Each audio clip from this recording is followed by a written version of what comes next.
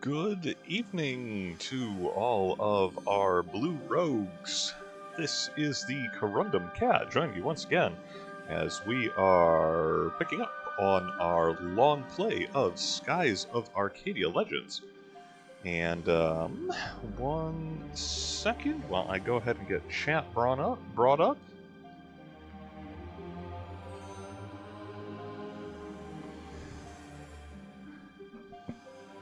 Okay, there we go. Awesome. We are live. And we are still in the nightmarish nether realm of the Dark Rift, just south of Cape Hope, out of the Valen colony of Esperanza. Making our way through this terrible, I'm going to say pulsating, because I'm actively watching an island pulsate, a ruin of storms, broken dreams, and unlucky mariners. And I don't know what... There's a thing up ahead of us, and I'm pretty sure that's the exit. So we're just gonna go talk to him. You know, no one's picking a fight. We're just gonna go talk to him. Okay, it's picking a fight. It's coming right for us. What is that thing? Okay, they did say they were unknown fish that lived in the Dark Rift. Someone told us that. They might have undersold the situation. I don't know, but this is probably its home. And it doesn't look like it's going to let us leave without a fight. Vice just chomping at the bit. It's like, nah, man, we got a battleship. I feel... Is it unethical to be using naval cannons against this unique, majestic creature doing nothing except defending its own home? It lives here. We don't. I think we're kind of the bad guys in this situation. Anyway, let's shoot it.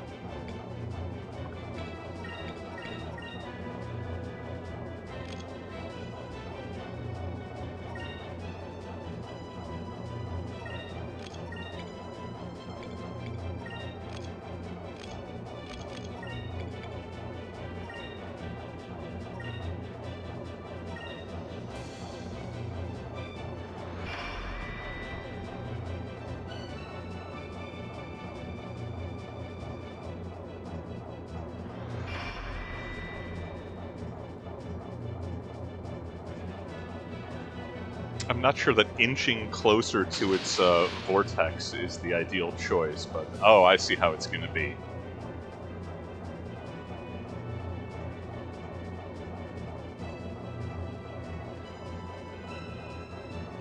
Well, crowd, I tell you what, on my loyal hands...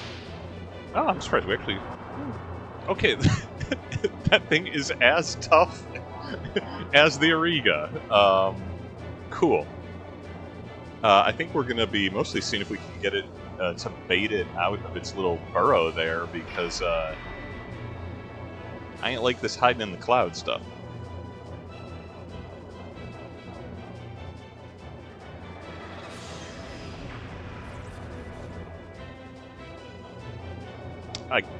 I guess I did literally ask for it to come out, so I can't complain. But that is a...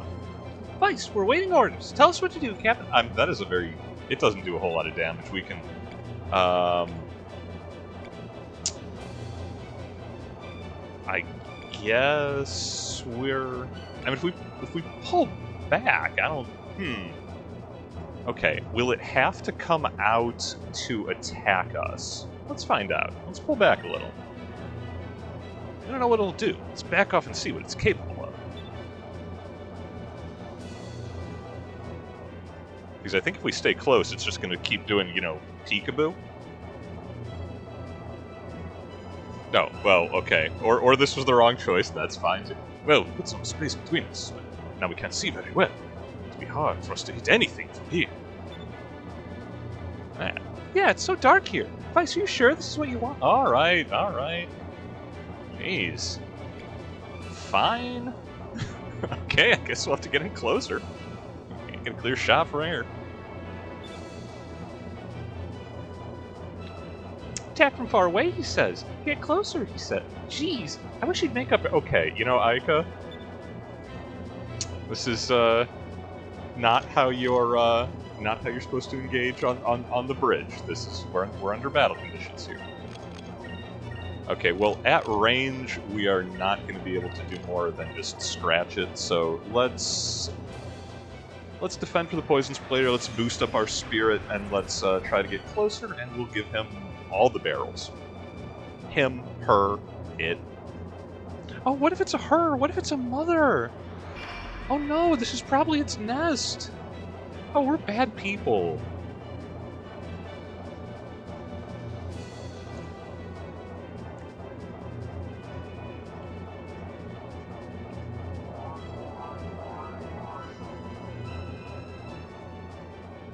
And now maybe I'm a bad person because I was decidedly more copacetic with multiple rounds of shooting down fully staffed Valwyn warships with doom lasers.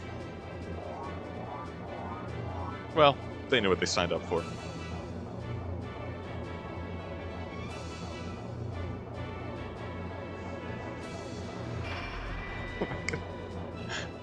I'm sorry, just the very slow creep forwards on it is a little bit. Oh, it can bite.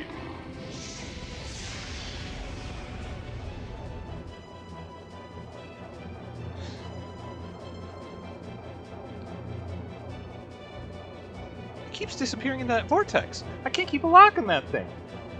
We have locks? It's impossible to see what's hiding there anyway. How can you expect to hit it if you can't see it? I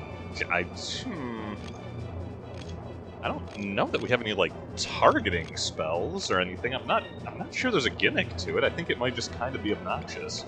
But you know, if at first you don't succeed.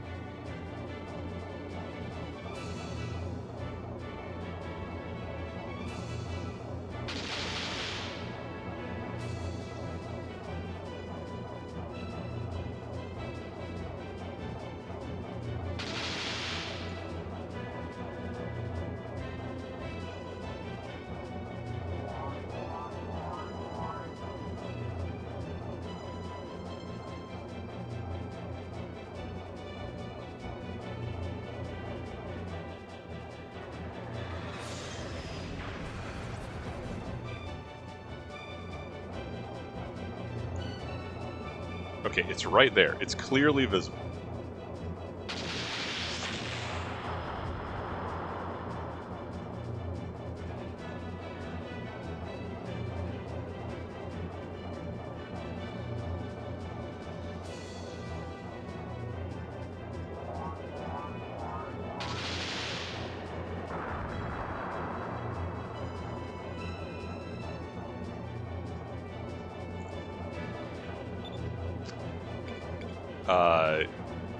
Stay put and keep shooting.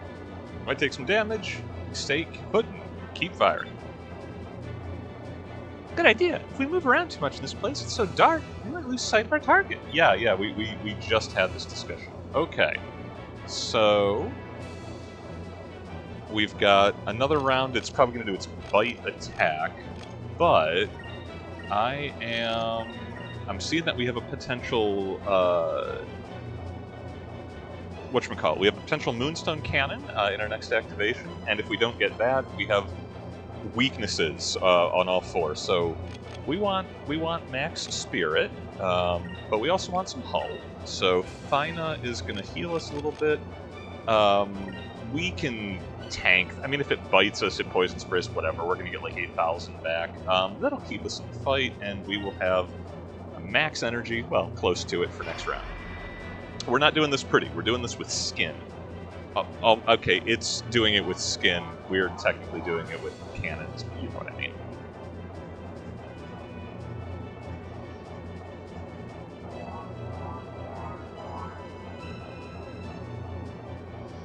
It's like, hey, big monster fish. Big monster fish, come out here. Let me tell you about Treasure Island.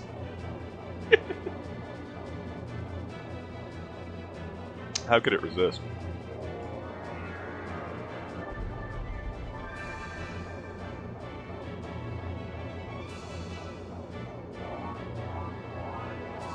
Yeah, you're gonna spray poison at us, you're gonna bite us.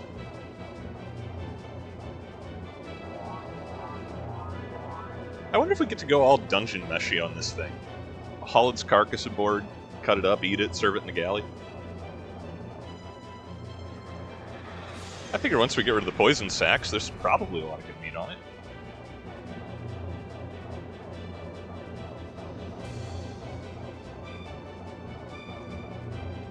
Awaiting orders? Yeah, no, we're slugging it out.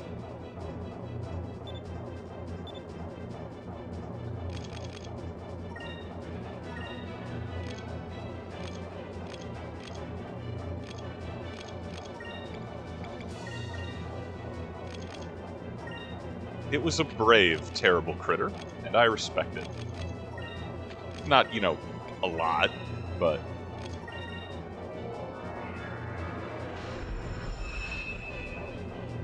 You just stay right there, and line up the bow. If only we had some kind of laser pointer, we could eliminate the target.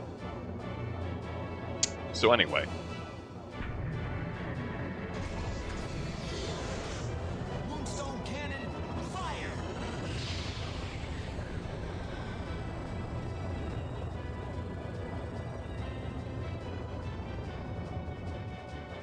Oh, wow. This is a sturdy fish.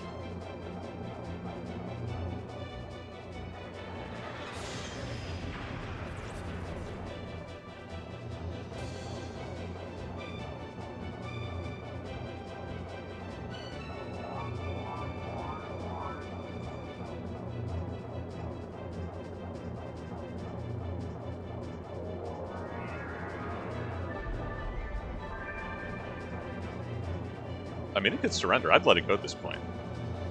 It's like signal it with semaphore, like, look, we weren't serious about eating you. Only if you make us.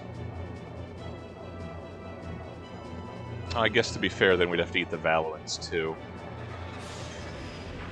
Well, good news for Enrique.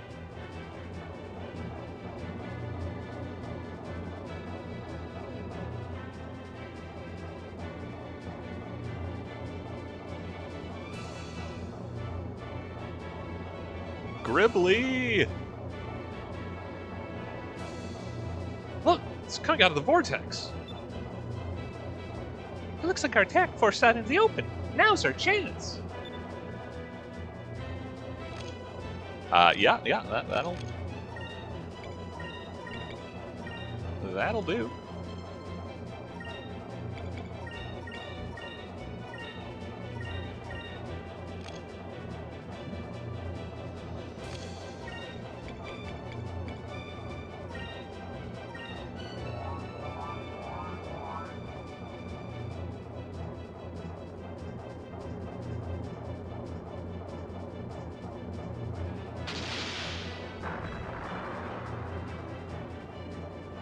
Oh, it is not equipped for this when it can't use its hidey hole. There we go. Arcadia's noblest creature. Okay, that was the grouper and the super grouper. Well, third noblest.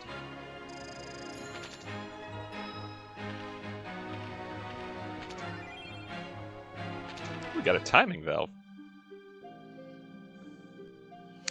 The gang takes a break from colonization to extinct local fauna. Look, we just wanted to leave, okay?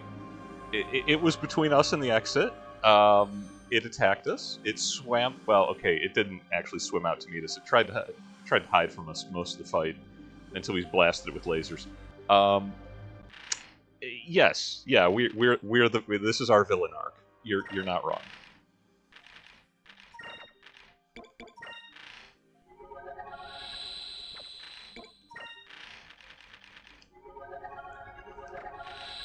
But hey, the hull has never been more sparkly.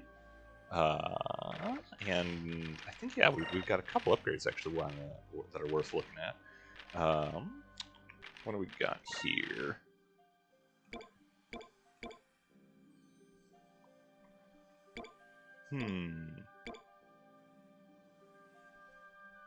Good hit rate on the main cannons, but honestly, I think just a larger sub-cannon is probably a better choice, frankly. And the Valiant Torpedo versus the Heavy Torpedo. Costs more, and only 50 hit rate on a torpedo is pretty bad. 60 isn't great either, but it's better than 50. I'll leave that as it is. Okay, what else we got? Because quick and dodge are good, but whew, oh, that's an upgrade. Okay, 14 defense, 90 initiative. Yes, please.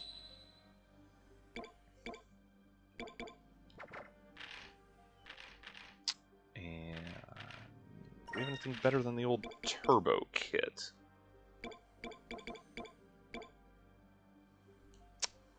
I mean, considering we just got that really good upgrade from the timing valve, we're still well ahead of where we were, and this almost doubles our physical defense. Yeah, we'll go for that.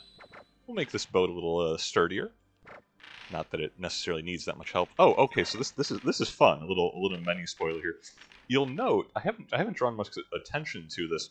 There is a value listed for the Delphinus. The Little Jack had one as well, but yeah. And that is how many zeros we got there?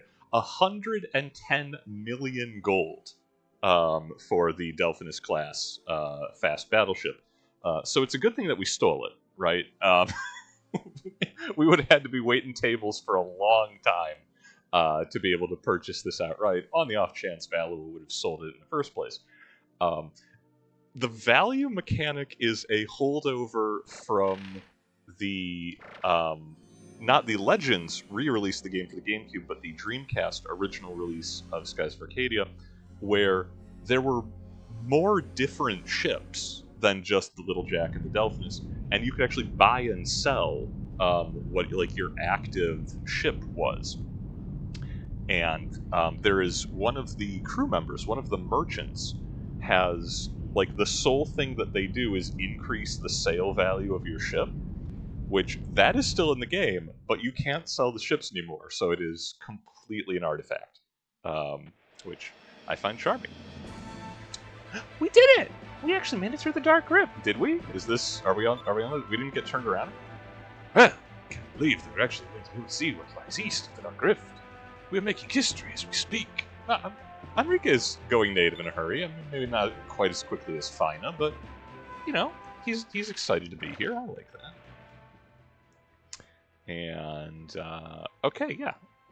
As noted, from Esperanza South, that is the crossing to the Dark Rift, and we are now in Yafutoman airspace. I guess let's go forward until someone attacks us. That's kind of how we've been exploring the world. With belligerence. And there could be discoveries on these little rocks? Maybe not.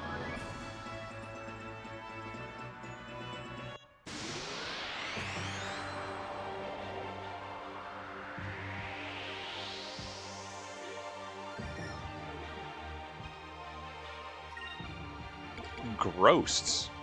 Oh, I'm pretty sure those things use use instant death. Pretty much all the ghost type enemies do. Well, maybe we can kill them all with fire. Let's try that first.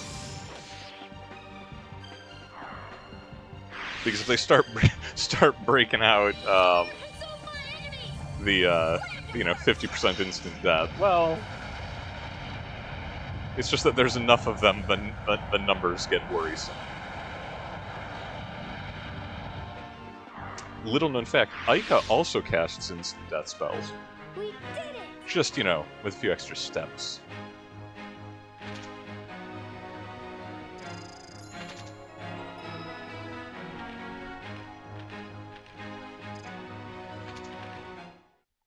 That's actually really good XP for a pack of one-shottable enemies. It's worth noting that... Oh, sorry, I was distracted by high-altitude fish. Combat in the back half of Skies of Arcadia is not super difficult. It can be broken over your knee pretty easily. We found the Uguisu's nest. Oh, I'm going to be butchering someone.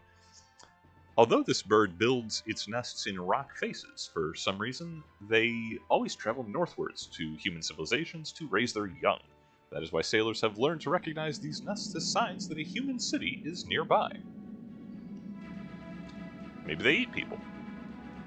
So that's a regular Skyrift. I think we could probably just power right through that if there's not anything else in this segment. Well, the description was north of that nest, there should be human civilizations. Okay, let's go north of that nest.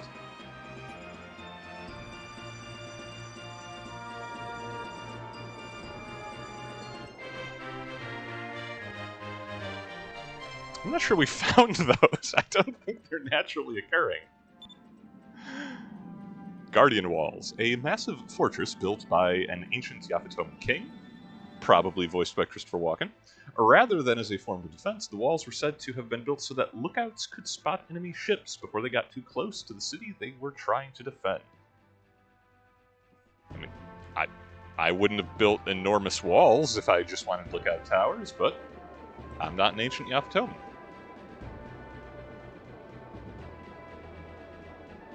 Oh, and there we see the actual blue moon guiding our way.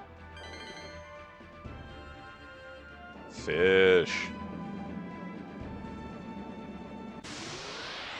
I guess I'm just gonna kind of follow these ruined perimeter walls and see what we see.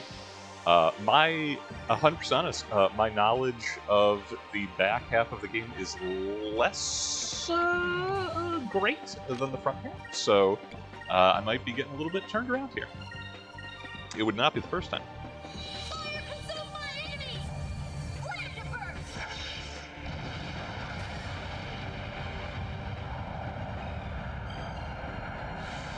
But I think we are close enough towards plot stuff that I do not want to necessarily get into another long-winded classroom divergence. But I have a couple in mind. You know how I be. And I feel like our introduction to the Yafutomans, appropriately enough, is a boss fight, because we're a bunch of, you know, foreigners on a warship showing up trying to tell them what's what, and I can't blame them for, you know, like, not playing along.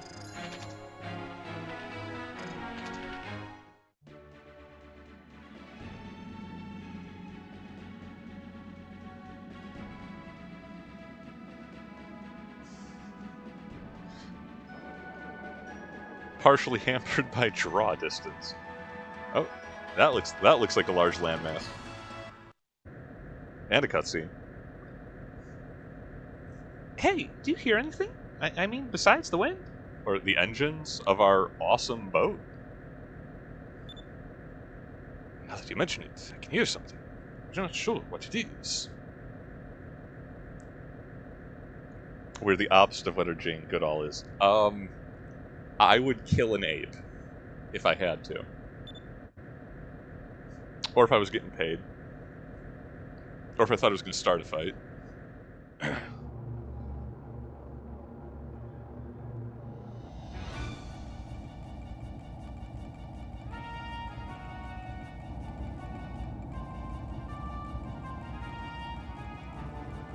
Oh no! The consequences of our trespassing. What the?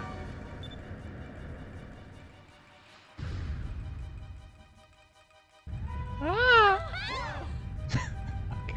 Everyone gets a goofy scream. They just came out of nowhere and attacked us. No, they came out of their own defensive positions and shot us because we're trespassing. Alex, we're gonna have to take them down.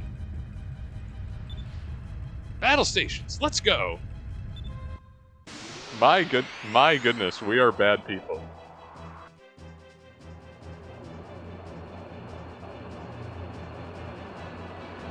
The Tenko. Do not. Okay, should the Tenko be professional wrestlers? Because look at that boat. That screams, primetime pay-per-view cable TV to me. Do not think you can defeat us here in our own skies. Prepare to meet your doom, strangers. You know what? I'm immediately happy with this decision. I think it was the correct one.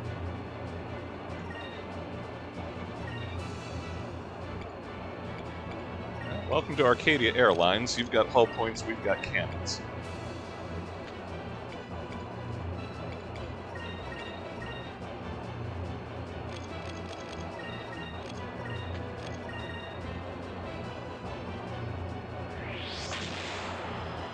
And torpedoes.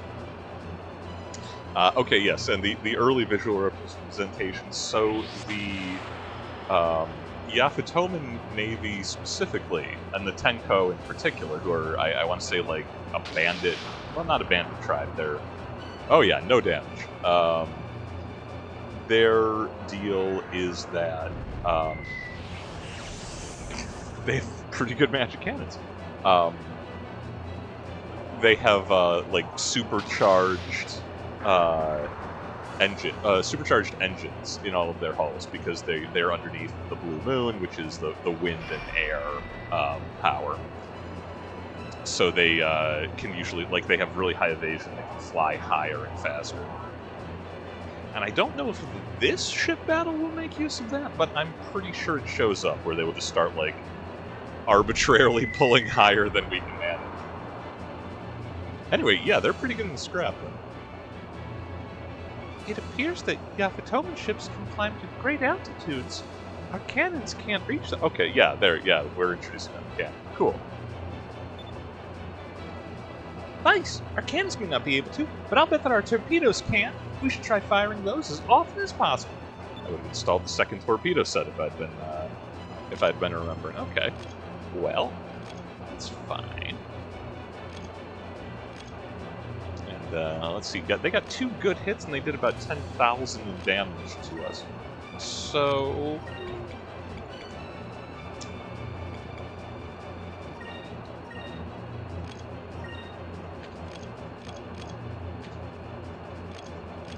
Wait.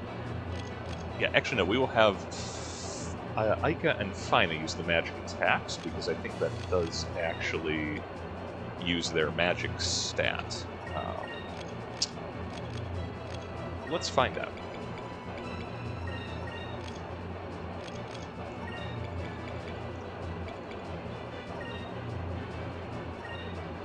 Because I don't 100% remember, but I believe that the magic cannon ignores evasion.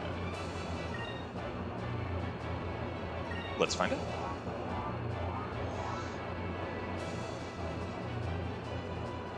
A lot of tools in the arsenal. Don't always use them in the hurry to set up the Moonstone cannon. Also, stop that.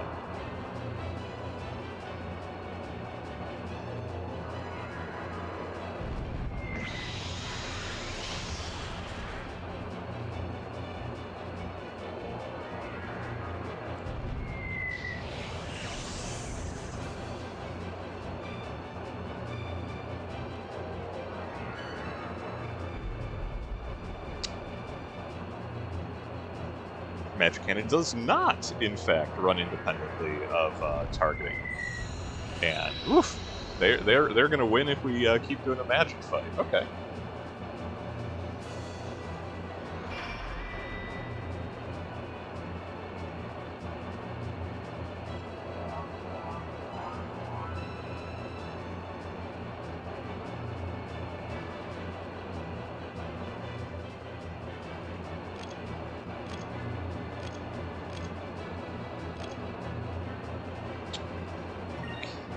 Have a weakness tile. I would love to buff up to use Incrum, but we need health as well.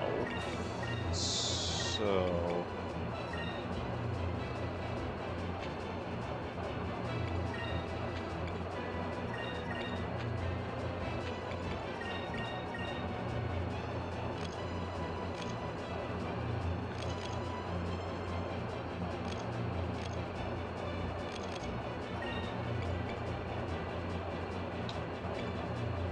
unfortunately can't use the torpedo on the same round, but let's throw a big bomb at him, and then, so we save some spirit, we'll use the deluxe kit for health.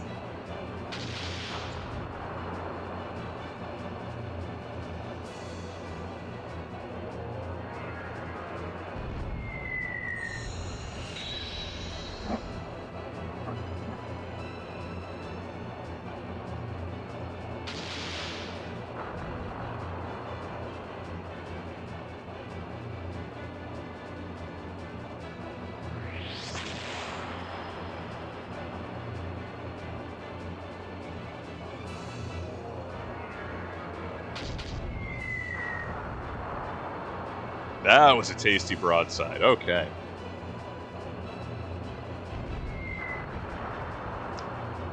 Theirs was pretty good too.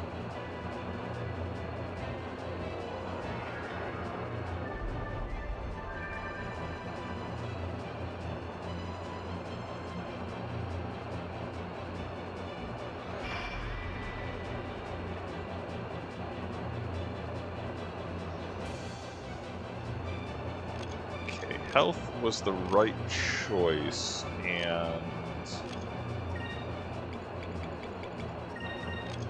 you know what? They're there to be used. I don't think there's a Sailor's Guild in Yafutoma, but that's fine.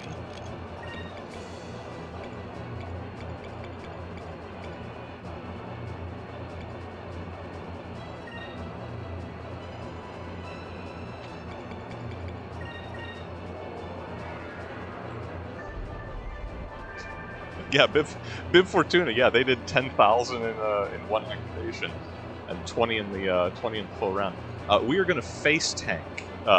We've got repair kits. They're cheap and they don't cost focus. So we're gonna desperately put the hull back together for the round, and then we'll hopefully get them in the next one. Yeah, good shot.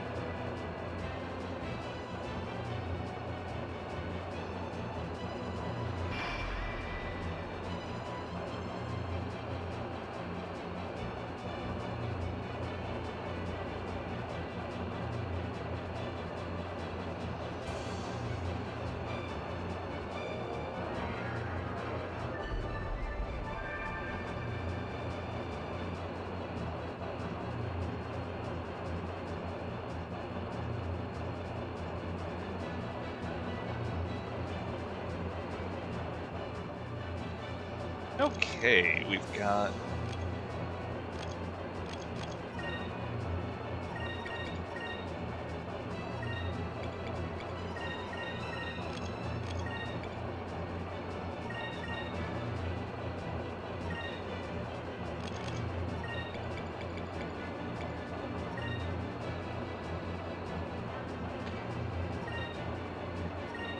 Let's trade some body blows. Hopefully that weakness tile is actually accurate. We don't just lose all of these shots and all the spirit.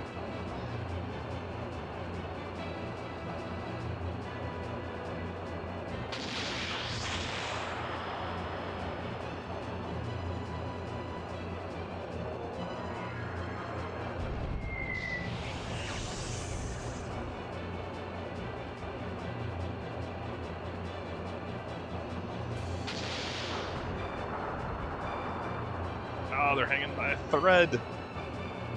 Okay, that bomb might actually do the trick.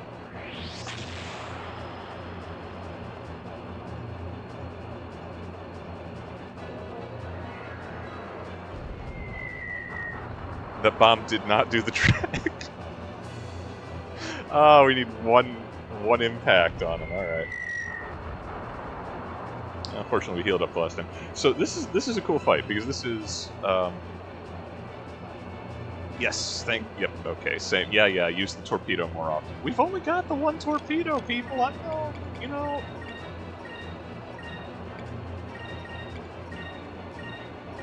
Yeah, we'll do that.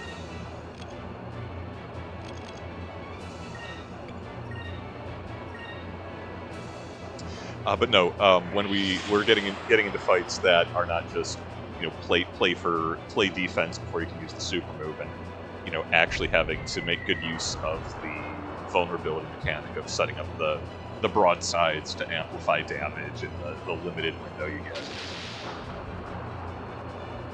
Okay, yeah, there we go.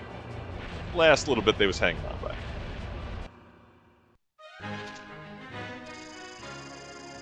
Less XP than the beautiful and harmless big sea monster that we fought to get through the Dark Rift, and a considerably more damaging boss.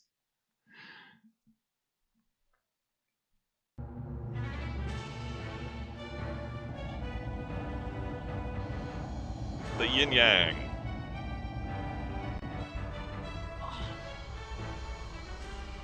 It appears to be the enemy's flagship is approaching. Also, our flag in the background is so happy to be here.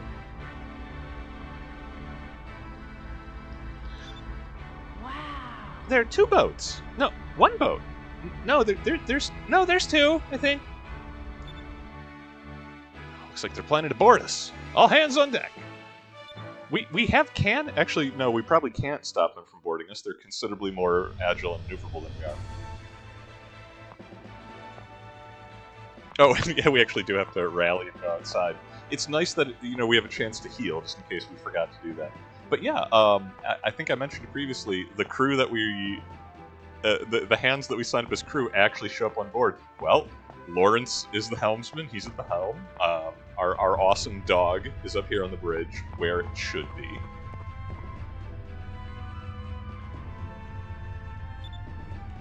It's like, yeah, prepare for a fight. I mean, we're basically fine. Everyone's MP is okay. I mean, I think it's probably not necessary, but we'll fix the boat a little bit. I mean, if they're gonna wait for us anyway.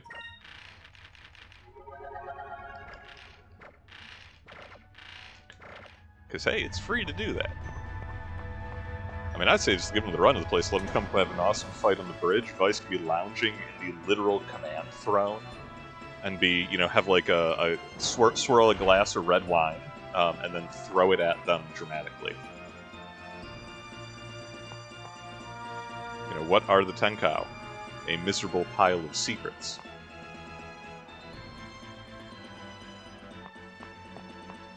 Or so I assume. I'm pretty sure this is the deck. Yeah.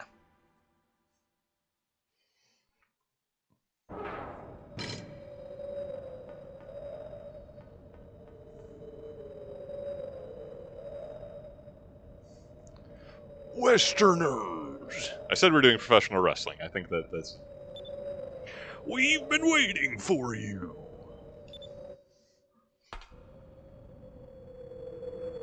Vice reading the notes like, beat, turn to camera. Surprise. What are you doing on our lookout tower? We could have gone up there to fight him. Who are you? My name is Zhao. My name is Mao. And they're here to pump us up. I already used Hans and Franz for Sentime and his boys. That's unfortunate. It is our mission to collect 1,000 swords. But we have 1 sword on board. You're wasting your time. So you must pick one of 2 choices. Surrender and give up your weapons. Or they're gonna come at us with these guns. Man, look at it. We got some monk action up in here. Or die and we take your weapons. That's not a choice. This is a robbery. It is up to you to decide your fate. And I further expect that we must expect the unexpected in the Kingdom of Madness, brother. Obviously, we're going to give up. These guys are no. We kick your butts and toss you overboard. So you guys are unarmed. What can you possibly do to us? If that is your decision, then we must kill you now. Oh, yeah. Okay, you know what? Leaning too heavily into the Macho Man. Though, if anyone qualified, it would be Zhao and Mao.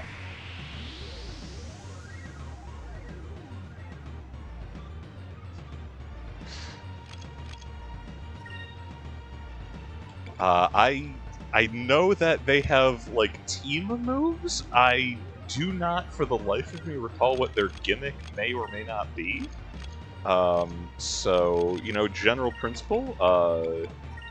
Vice gonna boost himself. Ike get some focus.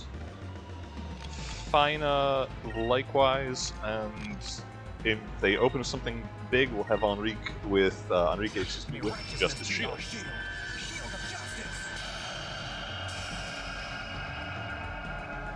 Because I believe these guys can hit pretty hard. But yeah, this should set us up nicely. Move forward. Finally, an enemy that does not have better facial hair.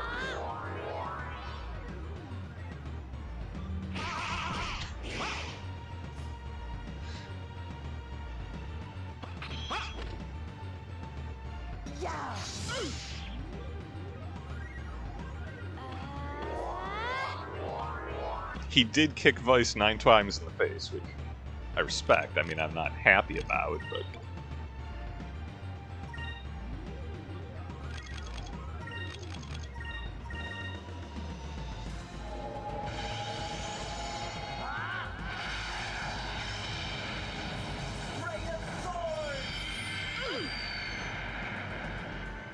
Also, I will say, we went to Nasir, we bummed around their bar, we raided an ancient heritage site. No one said nothing about it.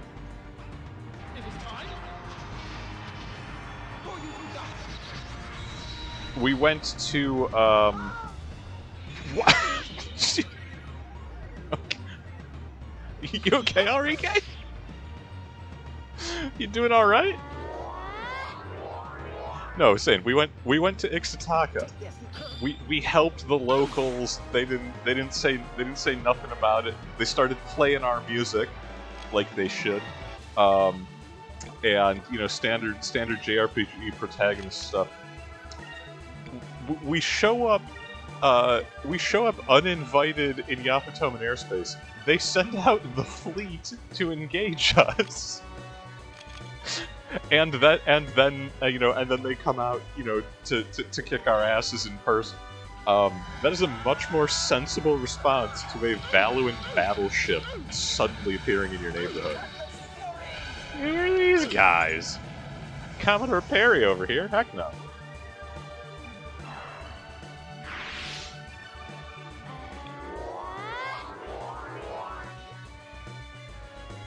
That said, shout out to Oliver Hezra Perry.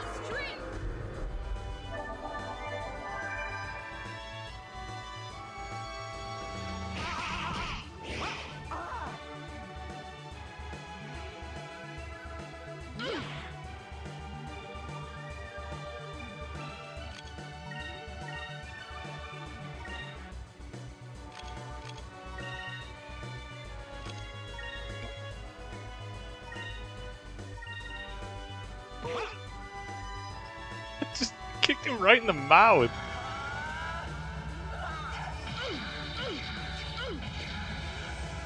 Okay, I'm glad these guys got to be the Macho Men, Randall Savage and Son.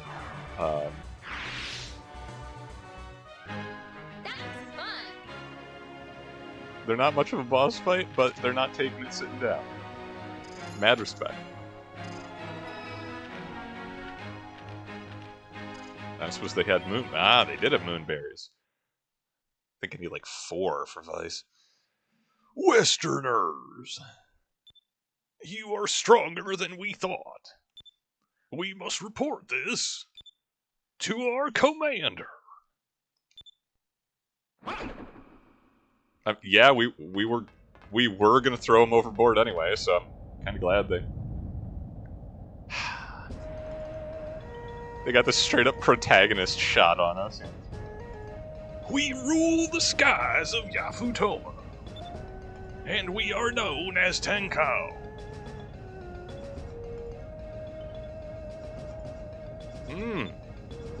Westerners, we shall meet again.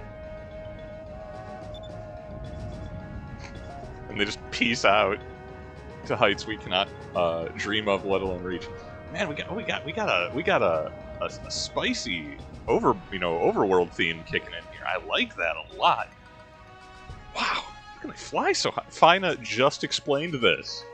The expert in all things lunar told you exactly why, Vice. And she'll tell you again, dingus. Blue moonstones hold the powers of wind and water. The Yafutoman ships are powered by these stones. By harnessing the power of the wind, their ships can reach altitudes that we can only imagine. I just why male models? I seriously, I just told you. Well, looks like we chased them off for now. We should try and find Yafutoma. We found Yafutoma found us, Enrique.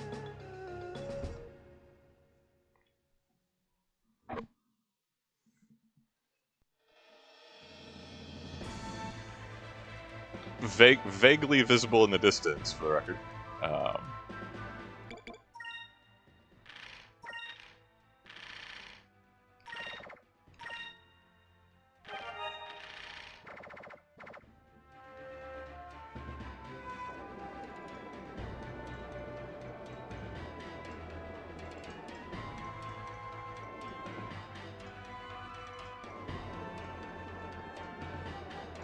Hi, we're looking for customs and excise. Do you guys do travel visas or? We have found the Yafutoma.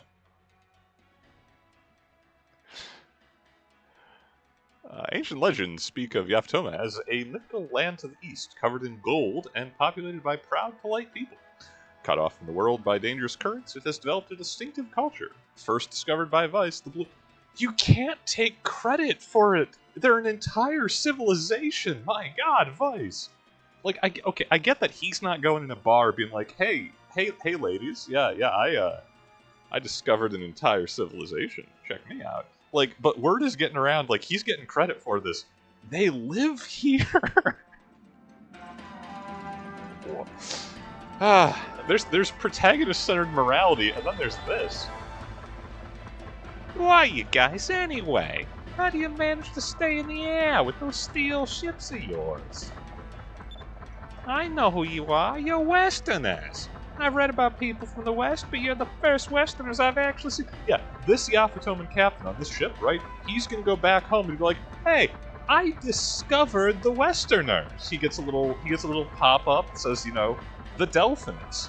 He discovered a Valuan battleship, which just happened to be invading. Obviously, this is our destination. I almost want to take a lap around the airspace because it's see what else there is to see. Before, well, no, that's ugly tourist, isn't it? I got to avoid that. This is an ugly looper, isn't it? Don't you dare!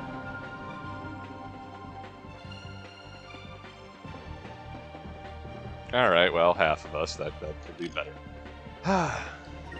Every time. Alright, her attacks won't do anything to it. Royal Blade probably will.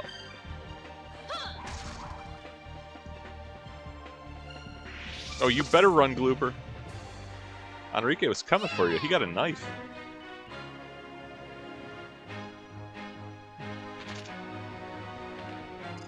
We still get magic XP for it. I'm okay with that.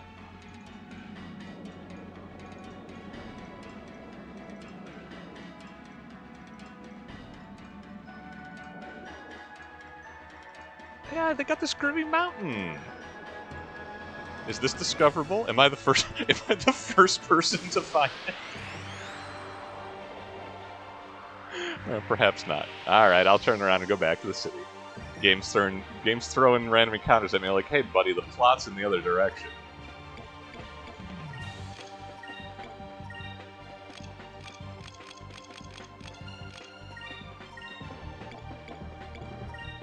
He says to me, Vice, have you paid your dues? Yes, sir, the check's in the mail.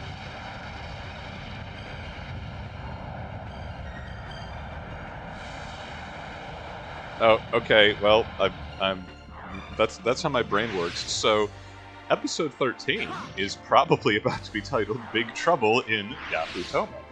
That because wasn't so bad. it fits the cadence. And we are going to fight Lopan. True story. I wouldn't lie to you. I mean, I have, and I will, but I wouldn't. So yeah, actually, we're going to take a second outside of where that... Oh, those waterfalls are terribly loud. So this is actually how the city is laid out. I'll give you a moment to appreciate that. It is, in fact, multiple distinctive islands that you traverse by getting into like a little bathtub and going over the Niagara Falls in a barrel style, traversing downwards using the water system. Again, little touches. They did not need to do that. They could have made it just a boring, regular city. They didn't. Anyway, let's head in. See if we can find Christopher Walken's most eastern cousin.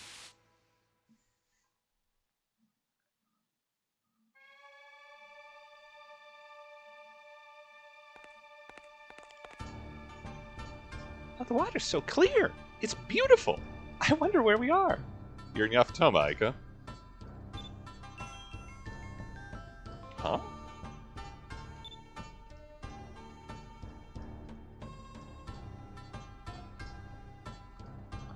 Wow, that ship! It's so huge! Are those Westerners? They dress funny. Hey, look, their hair isn't black. And it's like, yeah, okay, the mean girl posse over there, like this. I wonder what they eat to make their hair that color. Aika will eat anything. I mean, that's...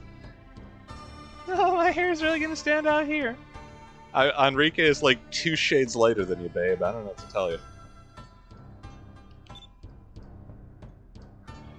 Invaders! It's probably not the Tenku. I should do a different wrestler. I don't know that many wrestler voices. Invaders, why have you come to Yafutoma?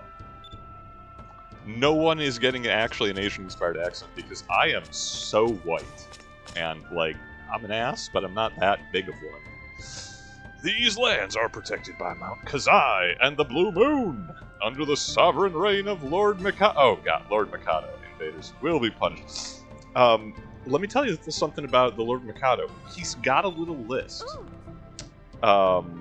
Because someday it might happen that a victim must be found of society offenders that might well be underground. He's got a little list. Yafutoma! Is this really Yafutoma? The Tenko told us as much, Aika, but she's so excited to be here. Yes, you have invaded Yafutoman lands. We did.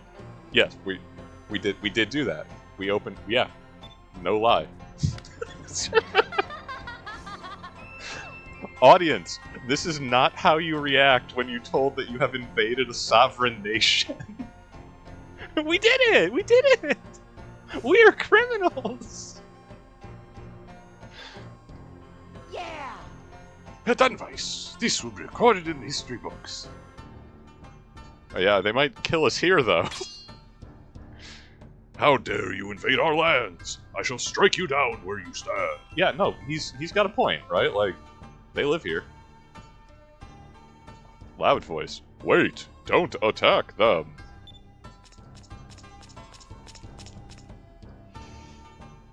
He's also got better facial hair. Visitors, our primary responsibility is to defend Yafutoma. Please forgive our rush to arms. No, dude, you're in the right. Lord Mikado has said that he would like to speak with you. Please, if you would come with me. Oh man, I bet he wants to talk to us. Lord Mikado? I suppose he's probably the king of these lands. We should follow him. Okay, and for those of you who know your Gilbert and Sullivan, the Lord Mikado is not the one who would have the little list. That would be the Lord High Executioner. The Lord Mikado would be a kinder, gentler Mikado if I was doing my songs correctly. But, you know, I have a patter song. What do you want, you know? But he is in charge. Oh, and he's a grizzled, gray-haired old man. Obviously one of the walking tribe. So, you come from the land where the sun sets. Welcome to Yafutoma. My daughter, Maugi, has always been intrigued with the West, haven't you, my dear? Wow, how, daughter or granddaughter? Either he is a skeleton or she looks great for her age. Yes, Father. Please, I would love to hear all about your homeland. And if there is anything we can do for you, just ask. Sure, but I don't want to be too much of a burden. This is the happiest we've seen the ladies on any of these cruises. You know, it must be the crime. A con god, advisor of the Royal Court. Obviously, as an advisor of the Royal Court, I must say that I am opposed to the idea of foreigners entering our lands. Is he an evil vizier? I gave him an evil vizier voice. Man! Yo! Okay. Hi, Jafaar. How you doing? I'm glad you found new work. This is the most sinister vizier I've ever seen. Okay, place your bets now. Who does he betray? The king? The princess? The country? Us? Everyone? Himself? Love that beard, though. Oh, Why does everyone have better facial hair? Foreigners have only brought us disaster. We must cleanse them from our lands immediately. Well, he's not wrong. I agree with my father. The Westerners can only bring us trouble. We should dispose of them at once. Bring your kid to work day for the evil vizier? They are our guests. We must welcome them. They can teach us a great deal about the West, and there is much we can teach them as well. But I would like to know why you have traveled to Yafutoma. We're searching for the moon crystals to prevent our enemies from using them to destroy the world. Wow, just bleeding right with the A-plot. The blue crystal. I think you were referring to the jewel that has the powers of the blue moon. The object that you are searching for lies underneath Mount Kazai. Here in Yafutoma, we refer to the object as the Magasphere. I knew that was coming, and I'm still going to choke on that a little bit. Cool. We're definitely not going to do any commentary about foreigners and the Magasphere. The jokes write themselves. I'm not here for it. Also, dude, you just met us and you told us where your sacred treasure lies. Thank you. Under Mount Kazai. We'll be right back after we rob you. Mount Kazai is considered by our people to be a holy mountain, and deep within the mountain lies an azure-colored jewel. Our ancestors passed the jewel to the successors of the throne. They figured the way they saw it, that jewel was a birthright, and they were going to be damned if any Westerners got their oversized, greasy hands on their birthright. So they hid it, the only place they knew they could hide it, inside Mount Kazai. An azure-colored jewel? Vice, that has to be the moon crystal. At one time, Mount Kazai was a volcano, and there is no known way inside. The Magasphere has been lost since the days of the old world. If you were to retrieve it for us, we would be, eternally grateful. So the Magasphere is at the bottom of that huge mountain. Leave it to us. Takes it in stride. It's a collapsed volcano that no one in the history of their recent society has been able to get into. We'll do it. We'll have it done by Thursday, Squire. No worries. Yeah, literally. Yeah, don't worry. We'll get it back for you. Well, they started with a military response to the foreigners, which was correct. They've kind of become immediately too trusting, but what are we going to do? That's interesting. They're using blue moonstones as fuel for these flames. That must be why the fire is blue. It must look pretty at night. I suppose it would. Okay, we're gonna do a little walk around the city.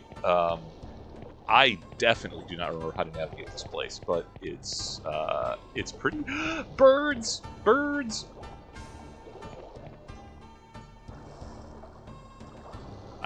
Arcadia swans or something similar. I like it.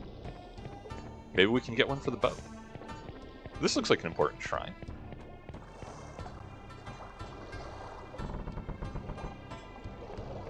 Oh yeah, wow, just fully trespassing. This is an interesting sculpture. I wonder what it's supposed to be. I'm guessing it's some sort of hidden meaning. I mean, it doesn't look terribly Yonic, but maybe it's just the angle. It's a Yafutoma style bed. Maybe I'll just lie down for a bit. Oh. Okay, yeah, we can just. Oh, it's just a free inn or a little guest chamber. All right, cool. Good to know this is back here. Get those magic points back.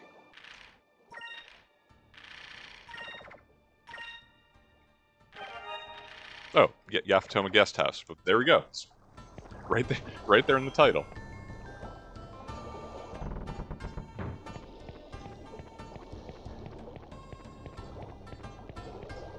Oh, I see a moonfish twinkling over there.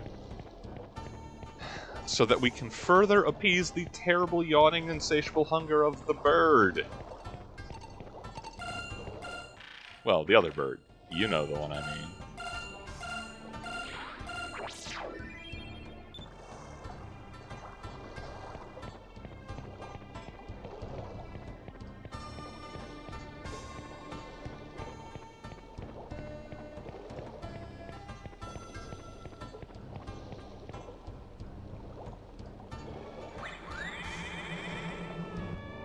Fun little elevator noise.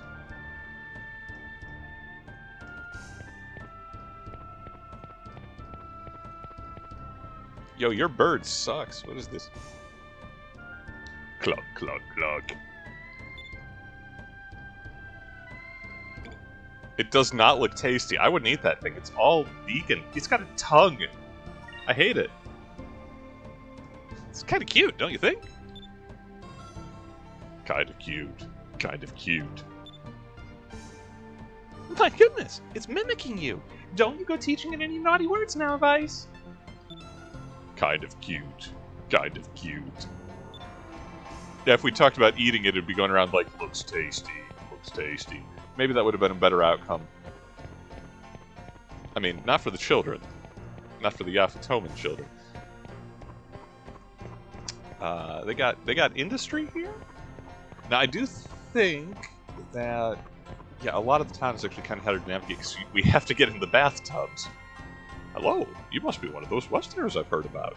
It's really true that you don't have black eyes and hair, isn't it? You don't have hair. My dream is to bring lots of Westerners like you to this country as tourists.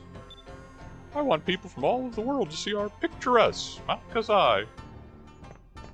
I mean... Alright, it's okay. It's not bad as far as holy mountains go. It's not gonna... Doesn't mean we're not gonna rob it. Obviously.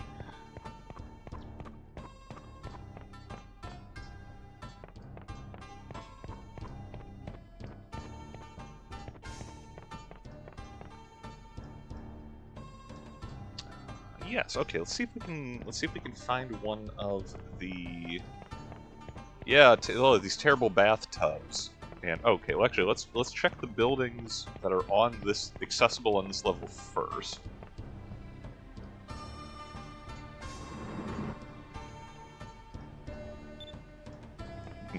No, okay.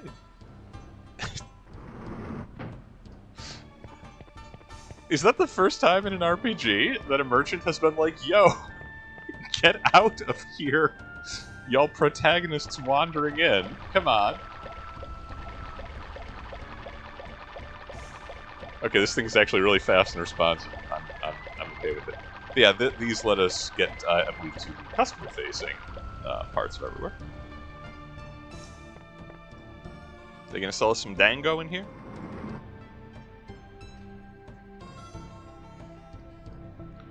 Oh, please come in. What can I get you? Looks like they have waitresses in Yafutoma, too. I wonder if they pay him $5,000 a week. Wait? I'm sorry, we don't have anything like that in here. You misunderstood. We were talking about... Oh, wow, okay. Aika, right back. Talk to tourist mode. This is going to cause an international incident. You don't know what kind of establishment this is, Aika. Oh, I'm sorry. I thought it was what you wanted to order. Don't mention it. We're the ones who should apologize. We're in a bit of a rush right now, but we'll come back some other time, okay? All right. Thank you for coming in. Next time, be sure to try our scrumptious dumplings as well as our piping hot sweet bean soup. Okay, now I want dumplings.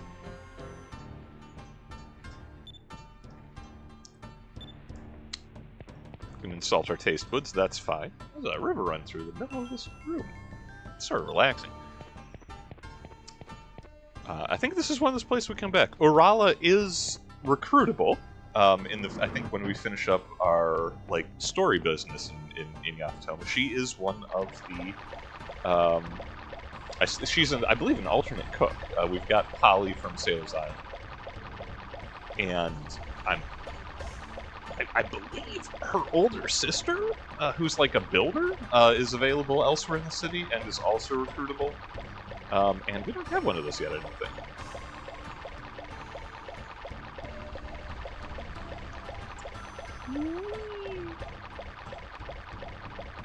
Okay, they have a treasure chest. Its contents could be anyone's.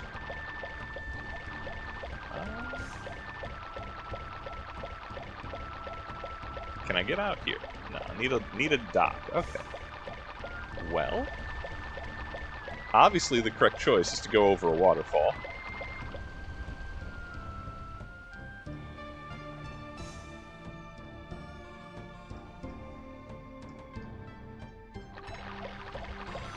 That is actually the correct choice. That's just how it works. That's how you do your daily commute here in Yafutoma. You ride the worst barrel over the biggest waterfall.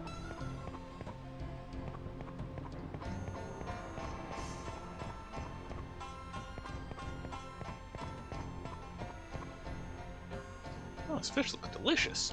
They could have been properly dried, too. I wonder who they're for. There are fish now. The real enemy is imperialism. And dining and dashing.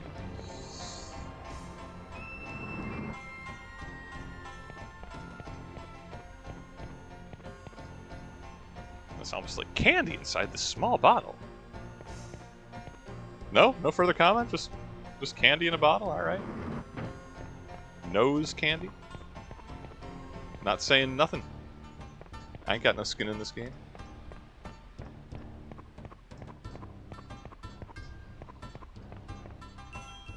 Hey, Kerala! You must be the Westerners they're all talking about. I'm Kerala. I'm the best builder in the country. She's got a hammer. She knows how to use it. So what do you think of our town? I bet you don't see such fine structures in your country. Yeah, no, you're great. It actually is pretty good. We built everything out of dumb metal. Put cannons on it.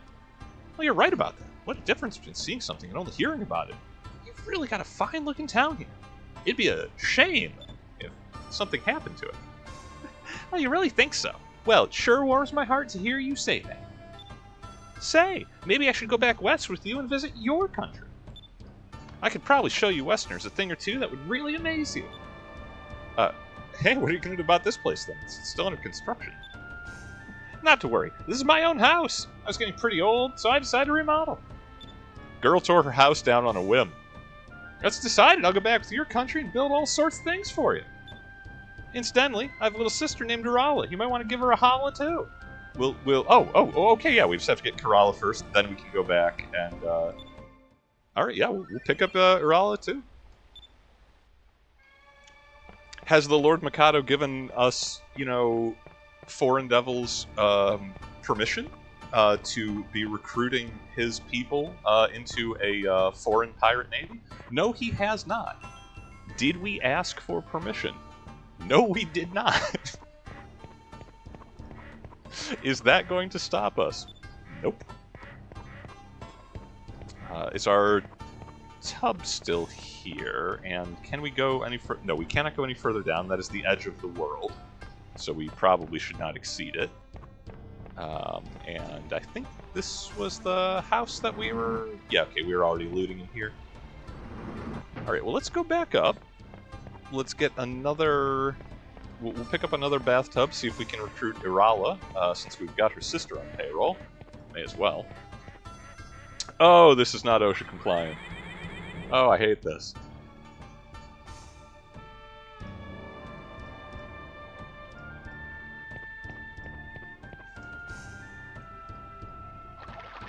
Yes, all the way, all the way up.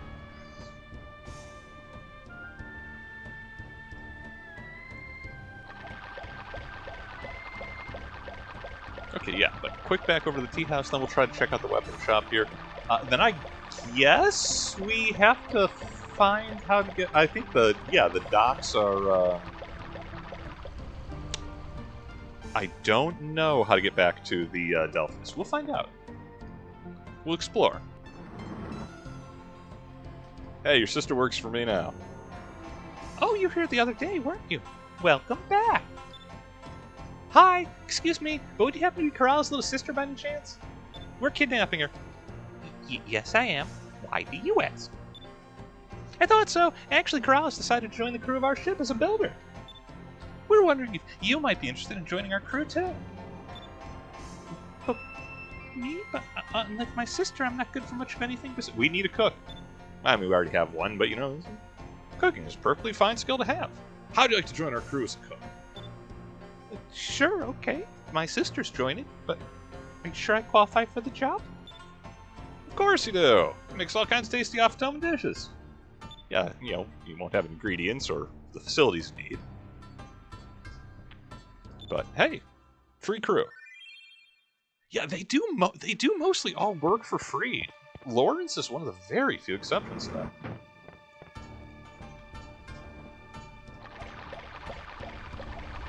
Incidentally, as cited previously, a good pirate crew should be sharing the spoils pretty well evenly. Because if you don't, you know, the crew gets mutinous. And frankly, you know, our right to do so. Oh, we got some shams around here. We take those. We take those. Alright, it looks like... Does this bridge go over? Hi, children! I don't want to practice sailing. I don't care if I can't sail a tub ship. Miss Dago will come back by himself just fine even if I don't go searching for him. Have they lost their prince? Are we getting exposition from children in the street?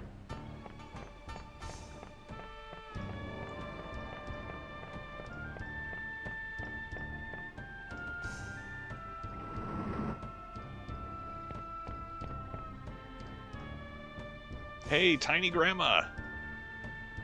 My, what can I do for you? Yeah, Turbo Granny over here. What do you got? Thorns items. I like that. I like that a lot. Really? Oh, just standard curatives. Nothing new. You know, just we'll spend a little bit of gold just because it's the polite thing to do.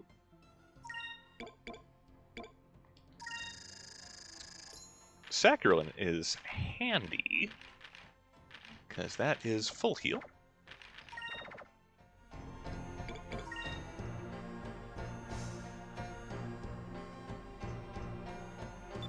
Please come again. Ah, yeah, Yafutoma should make a lot of different things out of paper. Paper boats, weapons, and stuff. Yeah, and stuff. Our hero, ladies and gentlemen. Oh, wait, was that a door in the back? Because there's a treasure chest behind one of these buildings, and I want to steal from our gracious hosts. Yeah, there we go. 3,000 gold. Well, we put money into the local economy. We took money out of the local economy, along with some of their most skilled young people.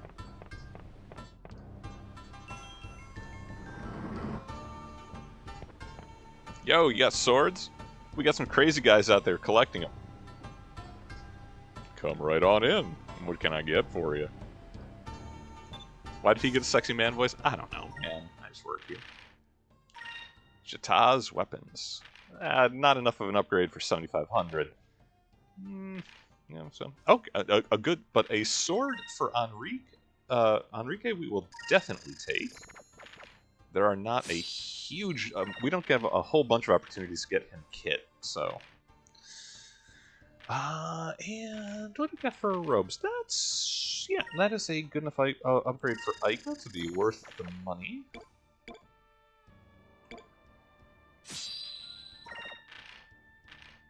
The Unseen Hand.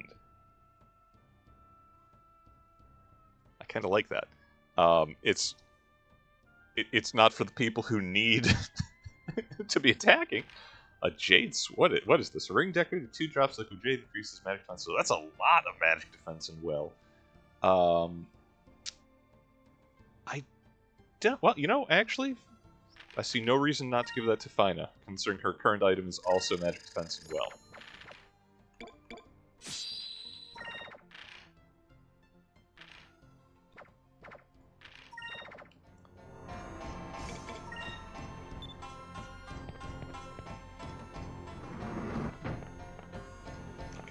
And hopefully this merchant doesn't tell the other merchant that some Westerners wandered into his shop and robbed him brazenly in the middle of the day.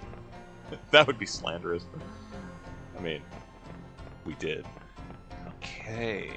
I think that's that for there. Okay, I gotta find my way back to where we parked our boat. I believe back around the other side there are stairs. If not, we'll take the tub back down and maybe try search around on foot more. Let's see.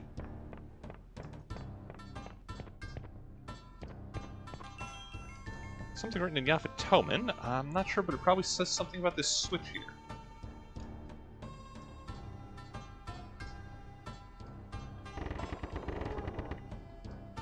Oh. Oh.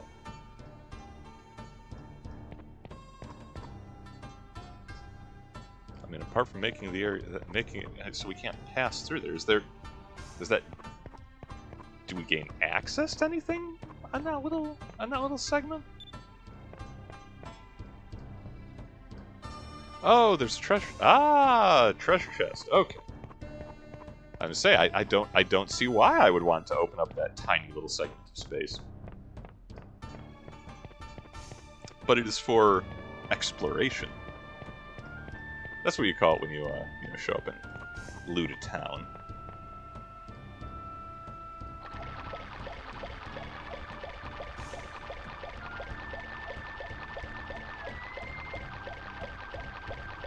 Maybe it's moonberries. Can't get enough. Called it.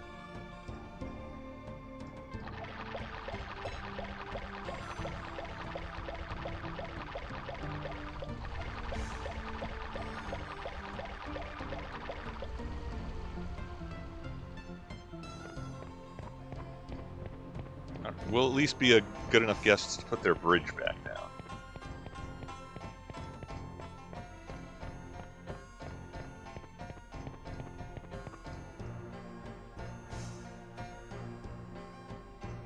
I'm really hoping that sign is like a dire curse that, like, we have isolated this moonberry because it is incredibly poisonous. Yeah, we just thought it was free.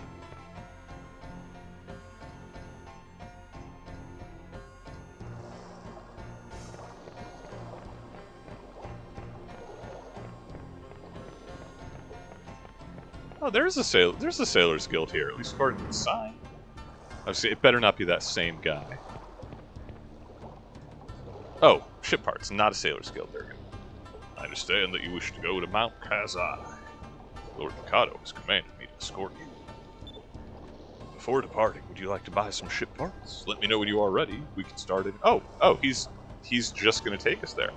I'm glad we randomly found this guy. Okay, buy and sell ship parts.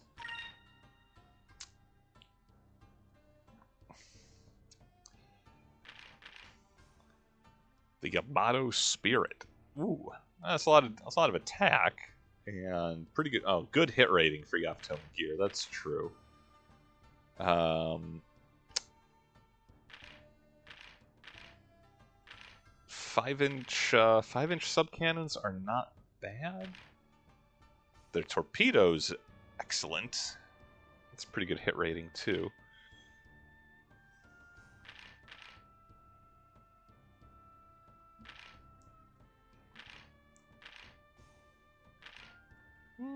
I'll muse some of that over. In the meantime, we'll stock back up on. They're cheap. We'll get a bunch. Buy some consumables. Get some healing. We will get some gear grease, which is free spirit. Rudder grease, I doubt I will actually use because it's an activation that could be spent on other things. And probably the most mileage is going to be. Yeah, we'll grab a serpent torpedo. Actually, going to replace one of the cannons with another with that torpedo. That'll give us quite a lot of stackable damage. Cool. All right. Yeah, take us to the dungeon.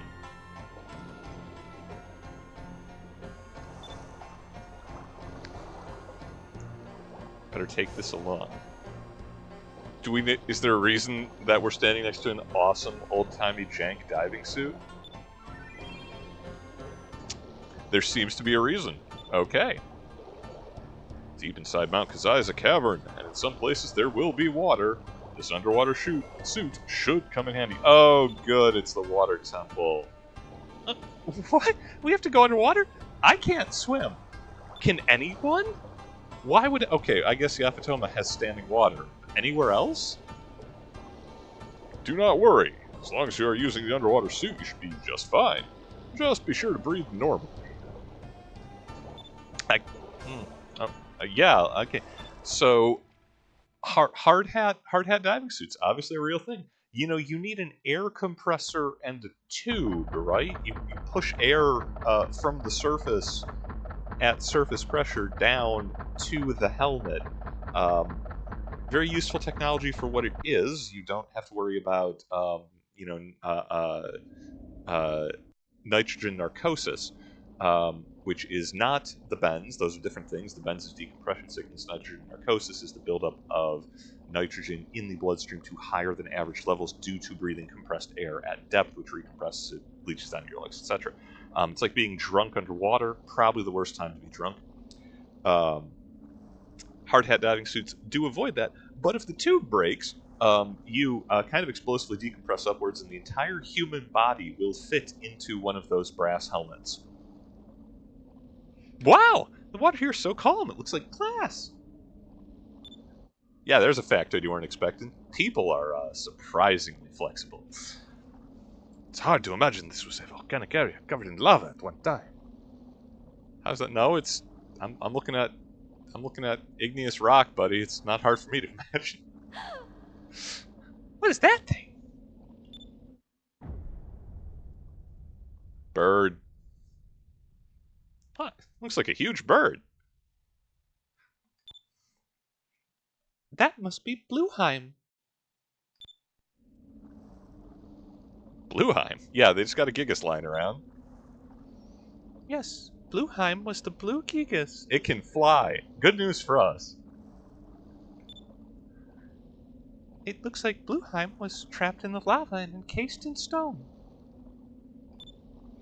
If that thing ever got free, we'd be in trouble.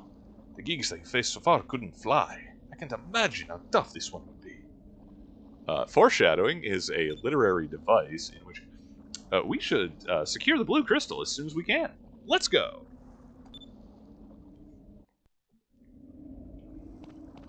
Yeah, surprising no one. Yeah, we have the awesome, powerful airship now. The boss fights get miserably more difficult. We actually have to start punching the Gigas directly, not mobility killing them like Grendel, not whatchamacallit, the red one, just shooting down the person controlling it and telling it to stop. No. We have to do it with skin. Anyway, it's dungeon time. We got a spooky rope.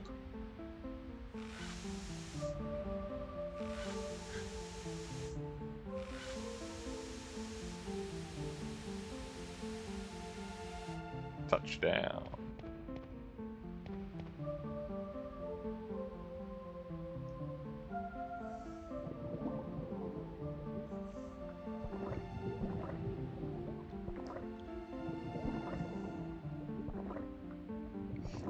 Oh, okay. Yeah, no, wait. See, it's not an open air circuit like a regular hard hat. It is a bamboo scuba system. It's got a contained air pack. All right, let's hear it for Yafutoma Engineering. What? Okay. What's this rock? Looks like some sort of switch. Push it.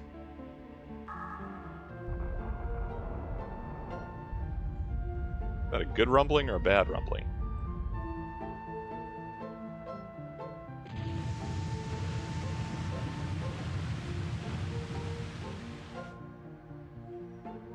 This looks like it triggered some sort of water release valve. I see. The switch is probably here to fill this area with water. Huh. So, okay, this is I believe probably pretty standard for a water dungeon. We need to flood place to get access to different parts. I don't think we have to also drain it and alter the water level, but I could be wrong about that. Also, krill beasts. They're cute. They're little hellhounds. They're little murder doggos. Let's see how they like fire scarecrow.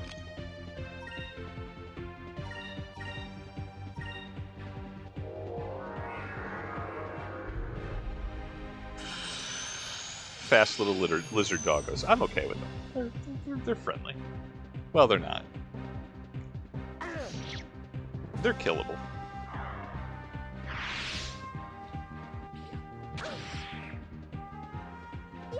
Get him, Cupel.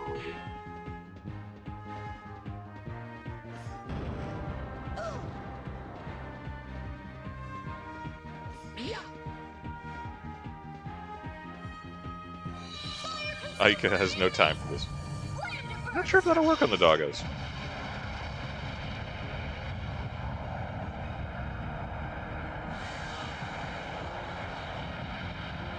If they're not defending, or if they're already wounded. Alright. Oh, good hit on the Cupel. Those things got crazy dodge rate.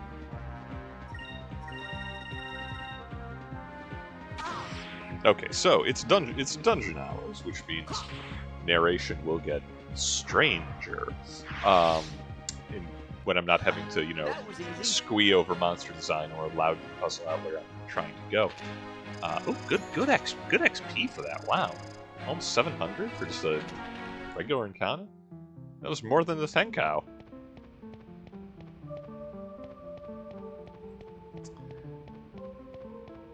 As ever, I'm glad we have a mini-map. So, last week's session, I was somewhat heedlessly and quickly summarizing the plot of Robert Louis Stevenson's Treasure Island, because I am frequently citing it as a formative work in the nautical genre. And that's, still true. But I also wanted to... one of those, I told you that story, so I can tell you this one. What I intended to focus on with where those descriptions were going, and something I kind of perhaps pick up with now, is it's an interesting and it's a familiar phenomenon, I suppose, because you know how you can't make an anti-war movie. No matter how hard you try, someone is going to see it and assume that it is, positively jingoistic, even if it's, All Quiet on the Western Front, which is not exactly oblique in its criticism and condemnation of, for example, First World War peers in Germany. Doesn't matter. Someone is going to see this and think, yes, this is cool. Crime movies are, of course, the same way. folks managed to watch the Godfather trilogy and not realize it's a staggering indictment of the inherent hypocrisy and violence of organized crime. But I mean, people don't get that from Goodfellas, and men end up like in a meat truck. What do you want? So, this is not. I bring this up because this is not a new phenomenon. In the same way that like outlaw culture, look, people tell Robin Hood stories, people tell pirate stories. And they're romantic figures no matter how hard you try to make them otherwise. And so Treasure Island, written 1883, was tremendously popular in its own time. Oh, is this? We have to explore. Oh, okay. I don't think there are random encounters in the water though, so I guess that's probably on our side. Are there switches under here? What am I even doing? Oh, there's a hallway. I guess we'll start there. But anyway, very okay. Lucky guess on which one to drop down on. All right, there's a switch. Stevenson writes Treasure Island, and these days, it's a quintessential adventure novel. Formative work. I know it was part of my childhood, fun pirate adventures. That's so cool. And it gives us the legendary characters Long John Silver, quintessential British Captain Smollett, inspired Trelawney, and all that. It is responsible for enormous amounts of imitators and adaptations and shaping, common discourse and picture and dialogue and everything of what piracy is, and it is in this very like romantic way. And from my plot description last week, perhaps I was not focusing on it is if you've never read it, I encourage you to do so you can you can check me on this. It is the least flattering portrayal of its own characters. Nothing in it is it is not remotely sympathetic towards the piratical members of its cast. They are not plucky anti-heroes. They are not good-hearted rogues with a couple of bad apples. They are uniformly presented as murderous criminals and nautical thuggery.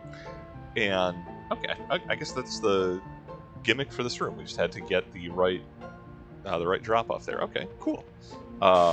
Hey, got it in one.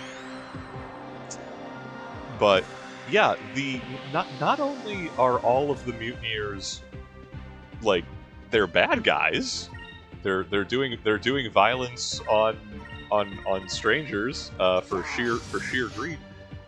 They are also the only pirate character in the work who is even remotely interesting, not just a basic idiot, is Long John Silver.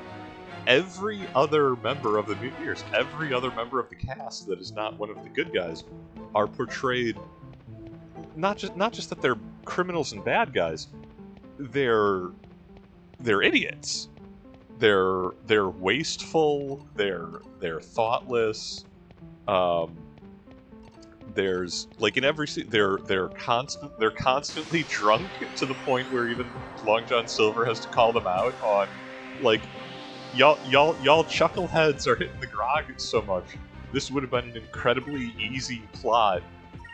We didn't even have to look for the treasure. We could have let the rich kids do that and then just stole it on the way home. Done the mutiny on the way back from Treasure Island. That was Silver's plan.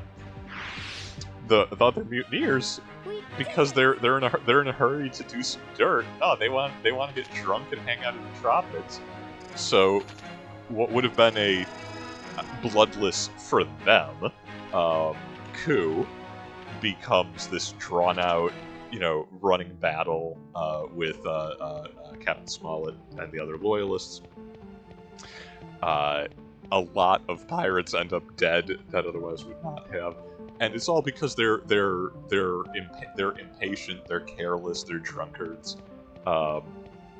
They, you know, the sensibilities of the novel are not, they're not subtle in condemnation for the cast. It's the author's biasness is clear.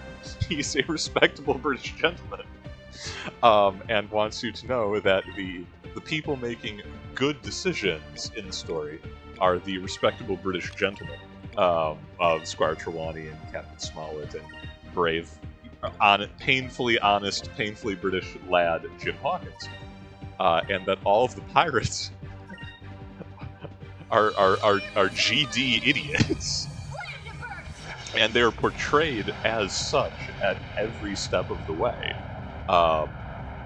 It's a little. It becomes a little bit surprising to me that like that is the portrayal. If you read Treasure Island, that is the story. Like that's the takeaway. Not only are pirates like dishonest and murderous, they don't know what they're doing, right? Like they cannot execute even simple plans correctly.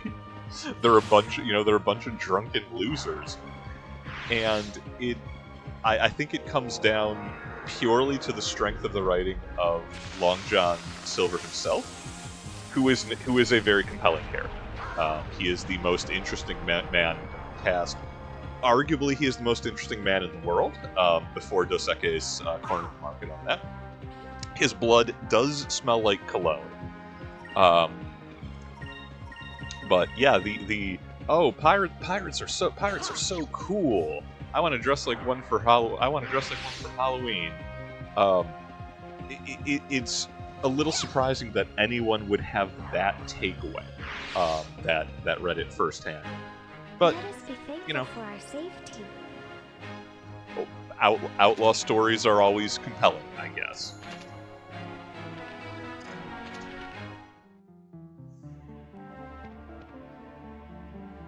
What the heck is this? Okay. So, what? I flood the room with one switch, this raises up a bridge, I use the diving suit to get back over, and then I walk across it. That's what I'm guessing. That's my call. Let's find out.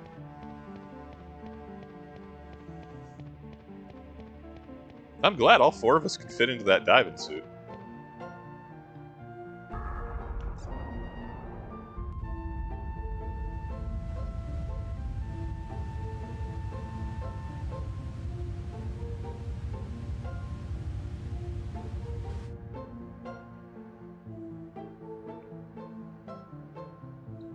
This switch was here to fill this area with water. Yeah. That raises the bridge.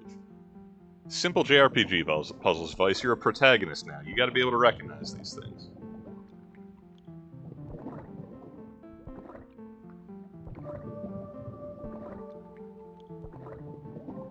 I like our bouncy little locomotion in the water. It's very charming.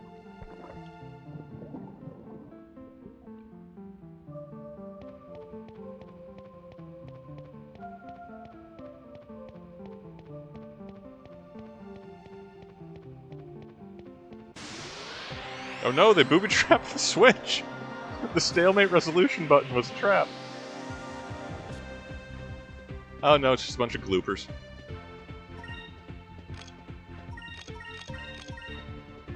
Look, you run away or you'll be hit with rain of swords.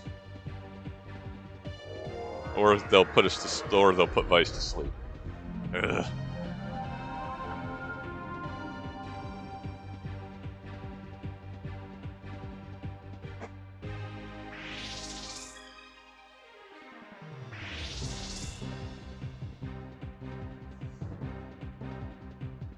So they got only Vice. Yeah, that seems right. Lunar Winds won't work. It's pure magic damage. Oh, there's only one of them left. Okay. Moons. This will wake up the others if we need more rounds. If it does not also run away. Purify our souls. Unless it decides to screw with me and puts everyone to sleep again.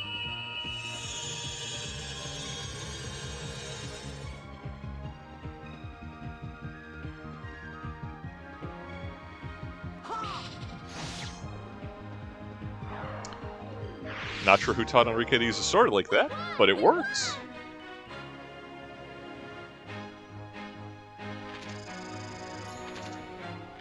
Galooper's good eating. Look at that XP. Then a Sylvan Bane jumps out from behind the switch.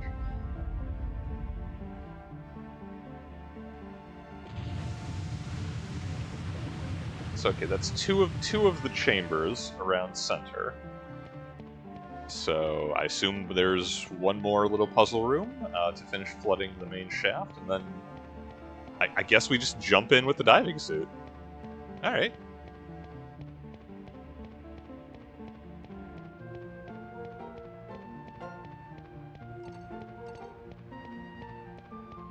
And there's a moonfish back out there, which we'll have a look for.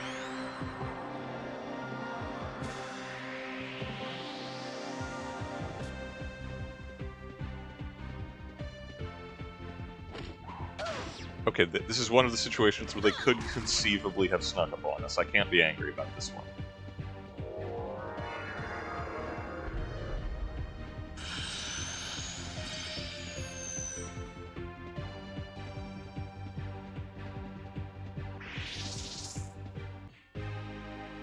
Incidentally, while I am doing reasonably cogent summaries of famous works of novel fiction, which could become a sub-channel entirely in its own right. Real quick, I'm gonna toss this out here. Samuel Taylor Coleridge, The Rime of the Ancient Mariner. It's the one with an albatross in it. I'm personal bugaboo. Super tired of folks being like, oh, this albatross is a harbinger of doom. That's bad pop culture osmosis, son. That's not how it works.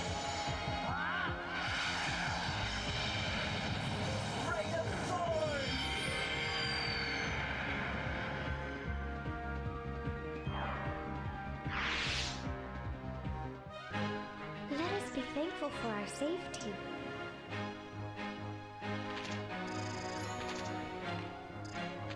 Notably for any Firefly fans, citing an albatross bringing the ship's good luck until some idiot went and killed it. Yes, I've read a poem, try not to be shocked. The poem he's referring to is The Rime of the Ancient Mariner. And yeah, that's how it is. You know. 'Twas right, said they, such birds to slay that bringeth the ice and snow. Our gormless narrator randomly kills a beautiful, harmless seabird who was doing nothing but following along on the ship they was all traveling on. And in keeping with, shall we say, Abrahamic elements to the story, there's then a hullabaloo of the rest of the crew's like, oh yeah, no, obviously this bird was the cause of the bad weather that's been making travel slow. Good job killing it. Then when the wind turns on them, and they believe themselves to be cursed because of the wanton crossbowing of a beautiful, harmless seabird, the line changes to, 'twas wrong, said they, such birds to slay, what caused the wind to blow? And after the rest of the crew having signed on with the senseless, pointless violence in the first place, when it seems like it impacts them personally, suddenly it's not fun anymore. Then they try to throw the narrator to the bus, and as a symbol of his individual guilt, as if they didn't support it in the first place, they hang the carcass of the albatross around his neck as a matter of public shame, public shunning amongst the crew. Doesn't save him, for the record.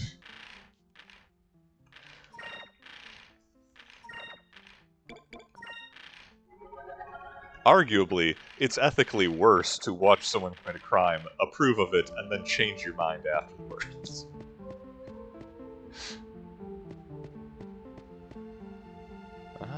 We have spooky tunnels. Dead end.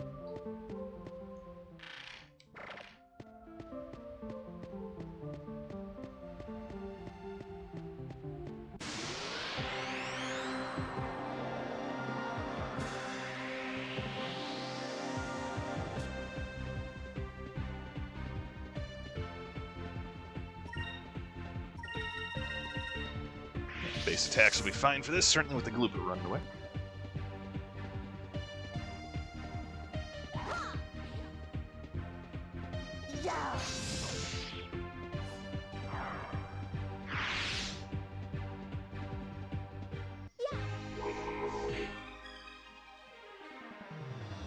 Yeah.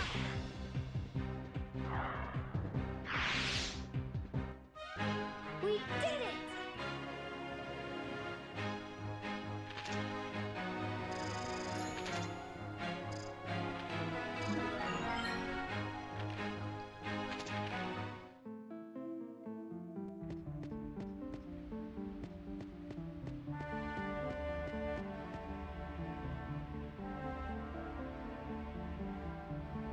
Is it safe?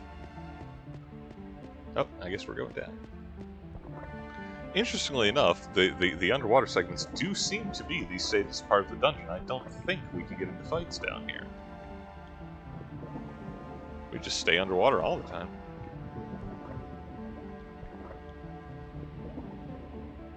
And that goes up that way.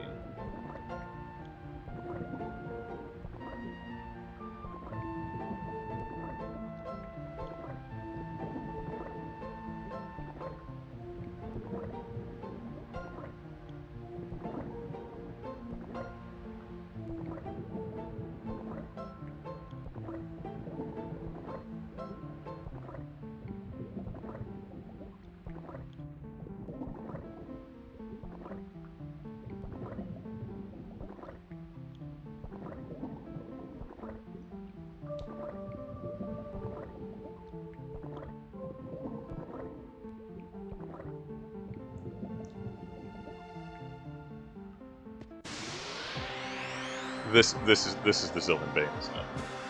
They made me walk all the way over here just to fight one of these guys. How did it get in here? As ever, I'm impressed. I'm not even angry. I'm just confused. Anyway, Glyphomite.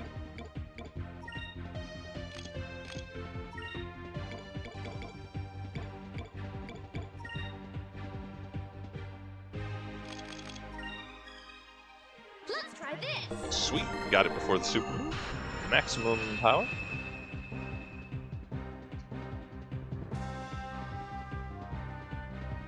Yeah, you guys have grenades. We know. Oh!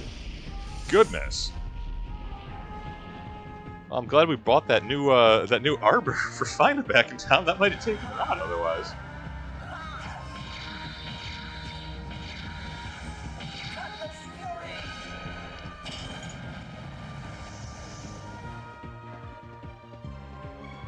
Wow. Okay, that was buffed. That was damage buff Cutlass Fury, and it did not take too big of a chunk out of the Bane. All right.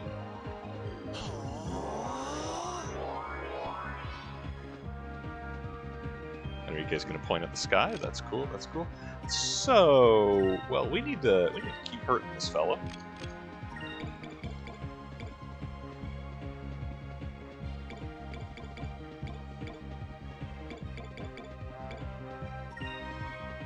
Little group healing. Fina. I mean, at that point, even if she defended a hit, I mean, if it's a main attack, it's not gonna help her. So.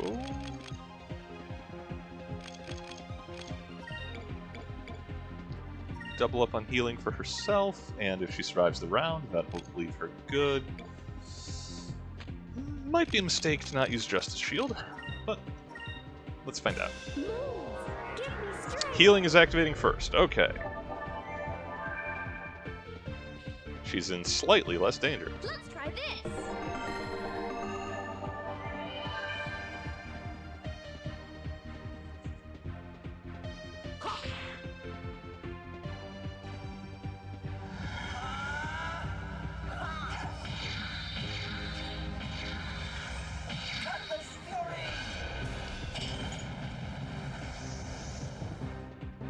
Yeah, one more of those.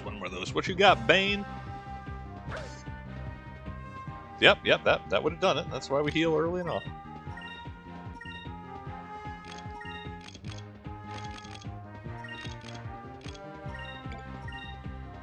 These guys like to... I think they just burst every other round, so let's toss up a Justice Shield just in case. A sentiment which will become quite common once we start doing, like, endgame bounty fights and the like. It is the safety as opposed to our sorrow.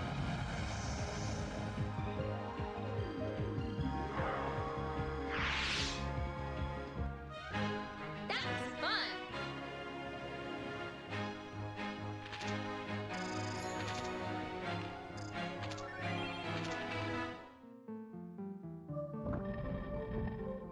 A wind song orb? I believe it's another one of the... It's usually just the artifacts for sale.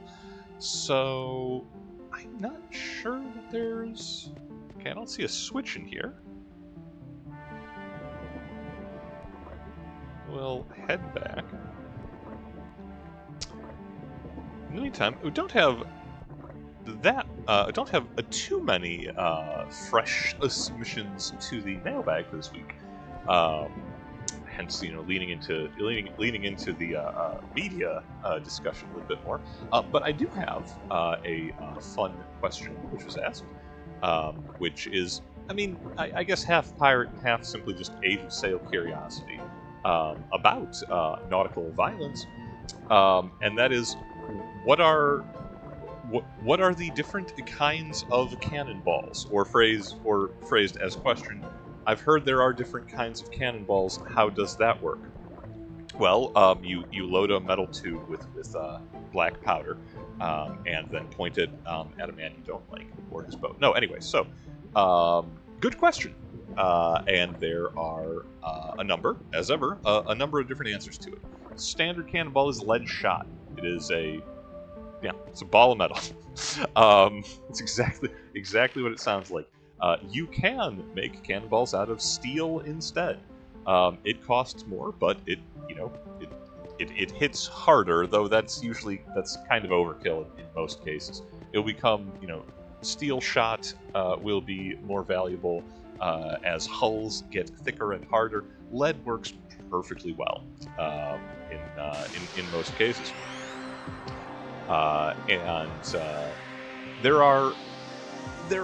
There's some, Navy's experiment. Oh, it's my old nemesis. Oh no, it's back. Help! It's again. The Mantoids have come for us. I wonder if they still have their terrible bite. I think we're going to find out. Doggo, krill beasts, you are innocent bystanders. Oh, come on. Oh, hey! Enrique's weapon has sleep built into it. But anyway, no. So there are, even with just basic round shot, there are some experiments over the years, like, when using, like, okay, we're gonna have a hot brazier on board, and we're gonna heat up the cannonballs before we put them in the barrel. This is a bad idea. It warps your barrels faster. It can sympathetically detonate the powder charge before you touch it off when you want to. And you get a dubious, a little extra, like, incendiary effect on the thing you're shooting at. In most cases, just shoot the cannonball at it. It's fine. If you want to do more damage with a cannon, and hey, if you're in a fight and you're using your cannons, you want to do as much damage as you can. There are, you can do effectively a magnum load that is double powder. Again, you risk breaching the gun on that if you overpressure it, but shoots harder and farther. For different kinds of cannon projectiles, especially if we're talking smoothbore naval guns, technically you can fire basically anything out of them. And in desperation, one of the things where, like, Pirates of the Caribbean is accidentally a little bit accurate. I forget which film, but they're I think it might be the first one.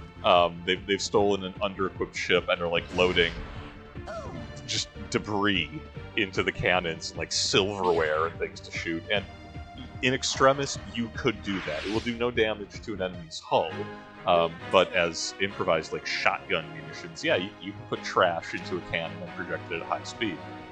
See also the junk jet fallout as it were. But the actual thing for that is canister shot, which the navies are early adopters of this, as are the just the continental armies in the wars of Europe. Canister shot is what it sounds like. It's a thin metal, like a brass or tin cage. Looks like a bird cage almost, bigger slats, that is filled with small round balls, basically musket balls. Sometimes, or a little bit larger, like bigger gauge, a little heavier musket balls. You put that whole shell down the barrel of the cannon. You fire it. It turns a naval scale cannon into a horrific man-tearing shotgun. There are contemporary accounts from naval surgeons during the Age of Sail about the effects of canister shot, like aiming at an open deck filled with Marines with a load of canister. It's truly horrific. It is monstrously effective as a crew killing weapon. If you want to, take a vessel reasonably intact and you're not worried about a mess on deck. The downside, if you want to call it that, is that that is a cannon that is not going to be doing structural damage. Like it'll tear up ropes and rigging and men, but that is not going to disable or sink an enemy vessel. Nor will it, it's probably not going to be even terribly effective like against the gun crews that you're opposing, because they are going to be inside the hull, whereas solid shot will go right through that and hopefully disable some of their ability to fire back at you. But that's so round shot, canister shot. There's also some of the more esoteric chain shot and bar shot. Chain shot is two smaller cannonballs, or lighter at least, with a chain between them, tying them together. Exactly what it sounds like. Turning the, you load both of them, it fires out, chain still connecting them. It spins through the air on a relatively flat trajectory, and that is two heavy metal balls and a heavy metal chain spinning at muzzle velocity. And I leave it to your own discretion to picture to what happens anyone and anything that happens to be caught in that discus path. Chain shot is predominantly used to destroy the rigging, the sails and ropes, and hawsers and halyards, and all the parts that make the boat go. Aim high. And take out the ability of the enemy to maneuver. Which is not to say that, it's a specialist tool. You wouldn't intentionally use a loaded chain shot against people, but if there happen to be sailors in the way, well, if it'll cut through a mast, it'll cut through a man. Bar shot is effectively the same thing, except it is a bit more rare, but it is instead of a cannonball, it is a long metal rod with a plunger effectively on one end, a plug on one end to fill the barrel so it pressurizes. But it is meant to accomplish the same thing. It shoots out a flat spinning projectile that goes through the air and scythes through anything that happens to be in front of it. Again, predominantly the idea is to be able to cut down masts and rigging and spars. And those are the big ones. Those are the ones that you can see the most common usage throughout the Age of Sailing. There are more pyro. I think we'll survive this. There are also less common than solid cannon shot, because it is more fiddly and more expensive. Not going to be showing up in pirate arsenals a great deal, but in naval arsenals, yes, are true cannonballs, which are not simply, not simply just solid metal, but are what we would know as like mortar shells, effectively. That they're a hollow metal sphere that is loaded with black powder, sometimes with black powder and shrapnel, though it would not yet be named shrapnel until this civil war. But metal bits, what will fly out and do more damage, explodes. And then this is where you get that Wile E. Coyote style old-timey bomb, that old round petard. Yeah, you load that in the cannon and shoot out. And oh, it still has terrible bite. Oh, the bite is terrible. Yeah, you know, does the same thing. You would either light that when putting it down the barrel, or if you're feeling saucy, or simply hope that it will that the fuse of the cannonball will be lit by the powdered charge in the cannon itself. Not super reliable, so light it ahead of time and hope you don't suffer a misfire.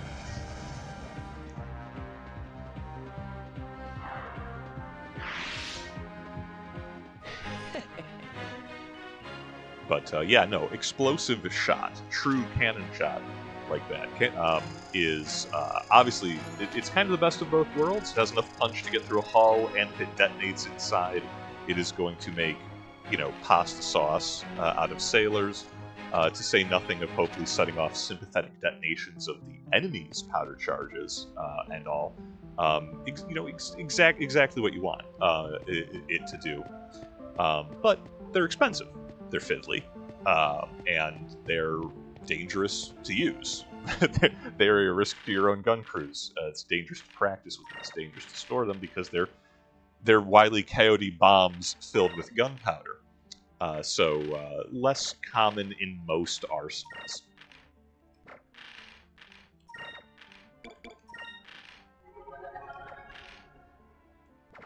More popular with shore batteries, for example, which can have larger bores, higher angle of fire, like big siege mortars built into coastal fortresses to fight off ships.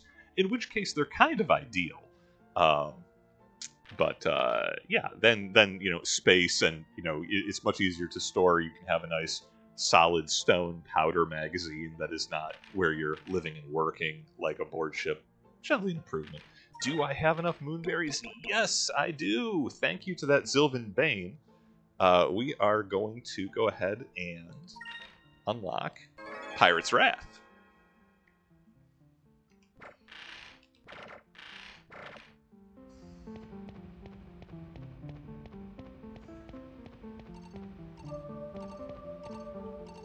I can hear... one more random encounter before we take the plunge. I'm going to try to catch that fish. I think we'll probably be going to 9:30 tonight, because if this all goes well, there'll be a boss fight waiting for us. Or there'll be a save point before a boss fight, and we'll probably call it there. Over there. I guess we'll find out.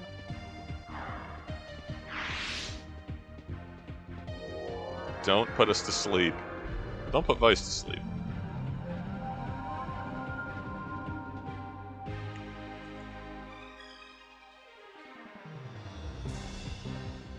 Enemy's not even listening to me.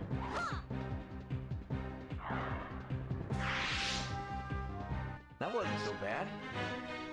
Yeah, you slept through the fight. That's why it wasn't so bad.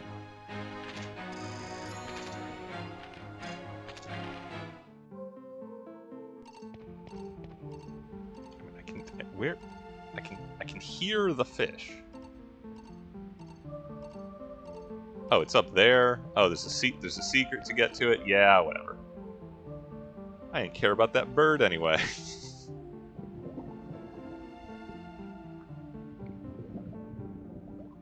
Take the plunge. We're suspiciously buoyant. There we go. Okay.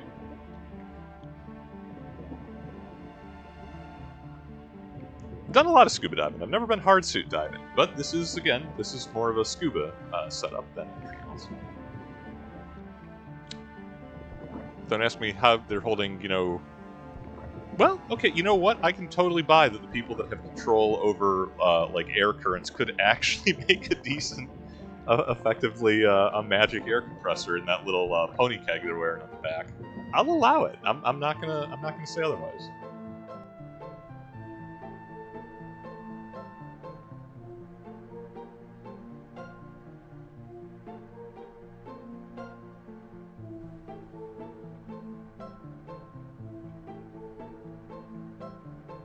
Okay, I feel like I should check where that rope goes, but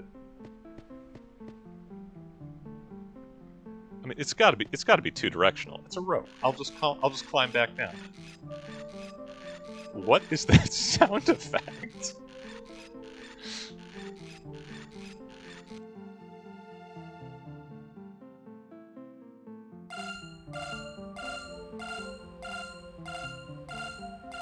Well, that is how we get up here to the moonfish.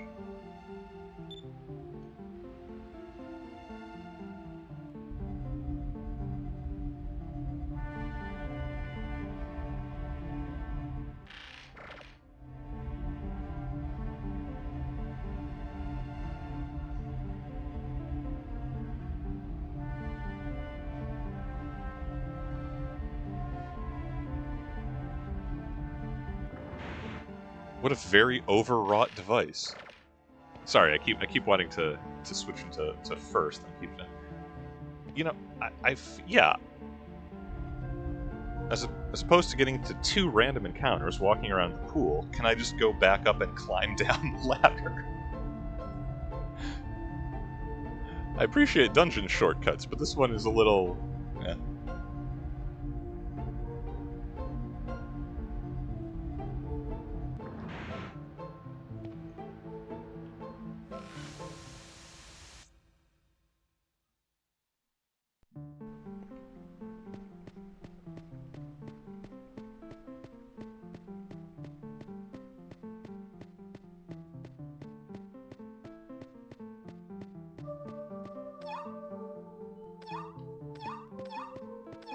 Give me your chams. I should actually spend those while I'm thinking about it.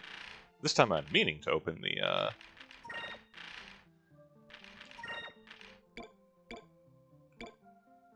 We got a lot of chams. Let us evolve the cupel.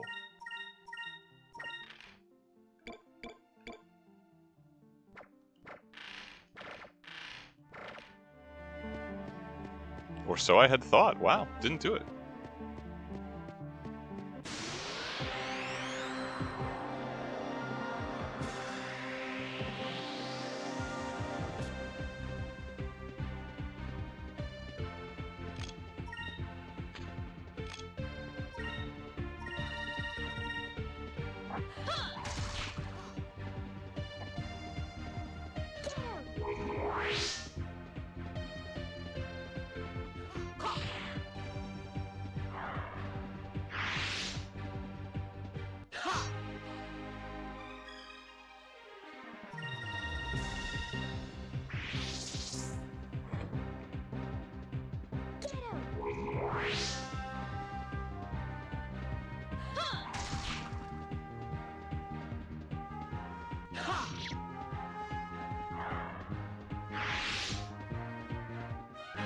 We did it!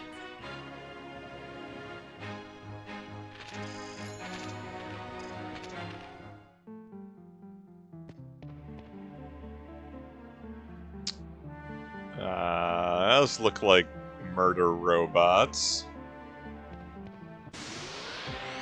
Oh my goodness, okay, I'm gonna toss the white map onto Enrique, I think.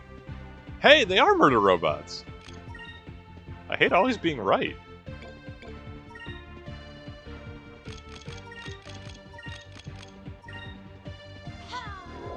You know what? Maybe they're helpful robots. Maybe they're not here to do us violence.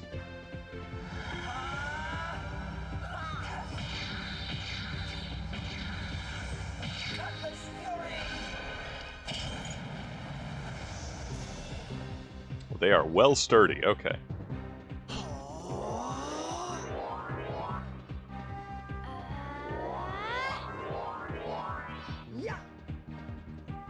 Drain?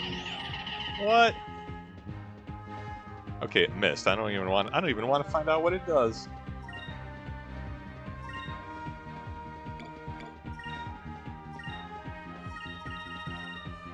So we are just gonna rush basic attacks on that. I wonder if it was defending the previous round. That is doing much more damage. Well, not the cupel, but it's the cupel.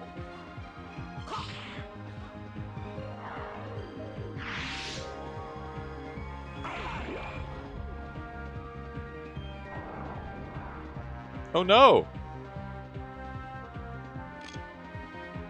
Okay, well, they can do that. That's that's good to know. Alright, new plan.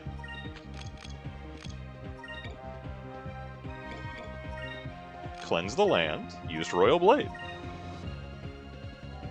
I was gonna show off Pirate's Wrath. Purify our souls. But Vice chose an inopportune time to get stoned in the middle of the dungeon. Here goes.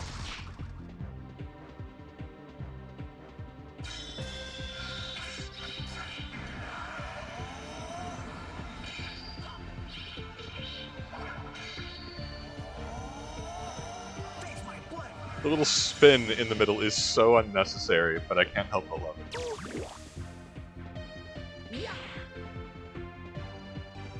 Okay, we can just put that down with white attacks. There we go. Okay, come on.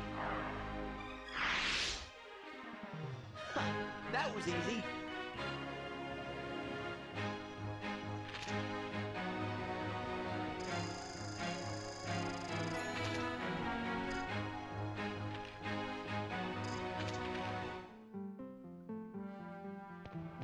Wait, before I forget, what did I just say?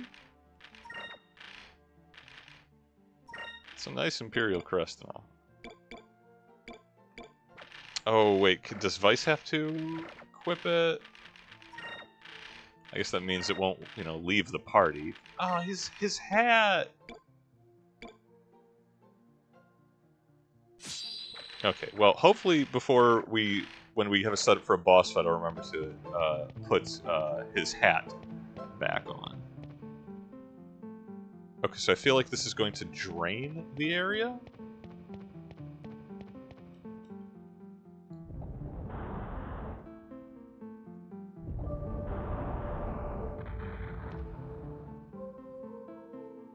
I'm not sure I want to go... Ah, wow, I'm really uncertain I want to go through this hallway, but here we are.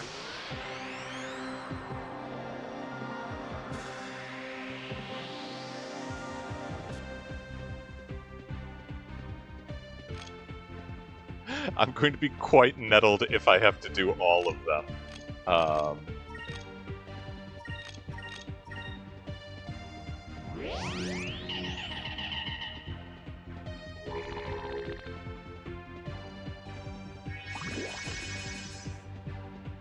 Yeah.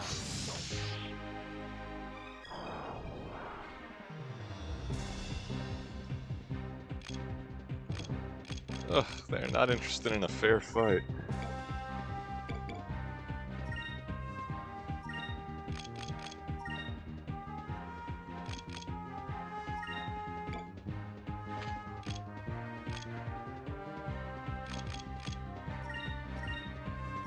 Let me honest, I don't like they're not using magic for the petrification, so or else I'd be breaking out Delta Shield and dying. That's just what they do.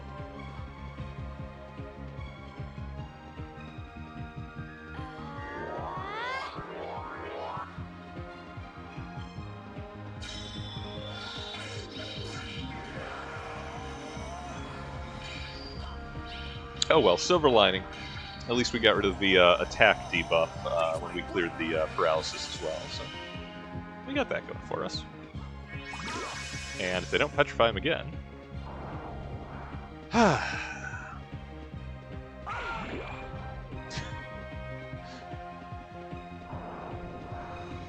Our situation has not improved.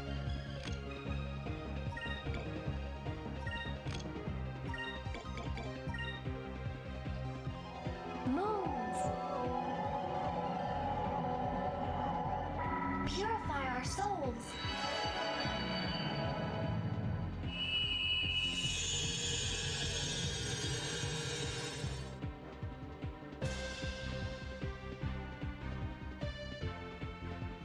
Fire consume my enemies!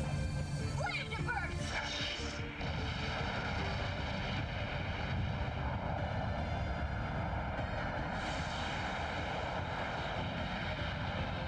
Yeah. That's not a good trick. Stop it. Yeah.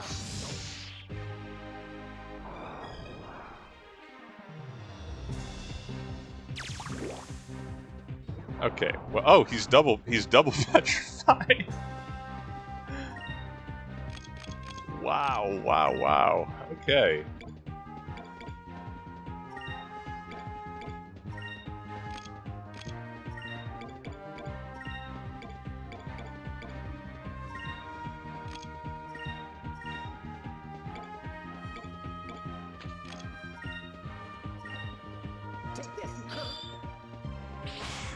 Cur.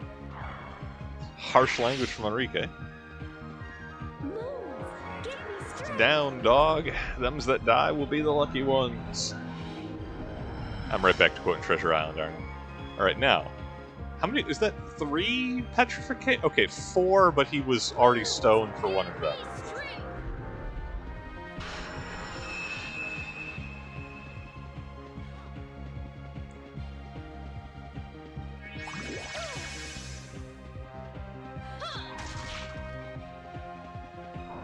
Joke's on you, Ika's into it.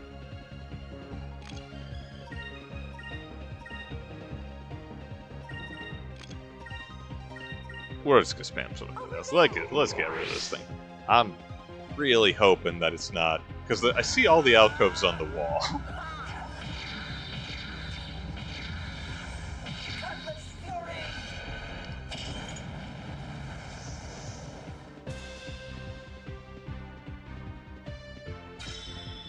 And I'd say, if this is a whole bunch of like automatically triggering fights, it would be quite funny that I just put on the white map to avoid random encounters and then get the guaranteed ones. We'll find out. Let us be thankful for our safety. And it has been pointed out that I have the option of fleeing is possible. But I generally don't like to do that, because if you do it too many... I don't know how many times, but if you do it enough, it lowers your swashbuckler rating. Oh my goodness, it is all of them. Oh wow. I should put my captain's hat back on.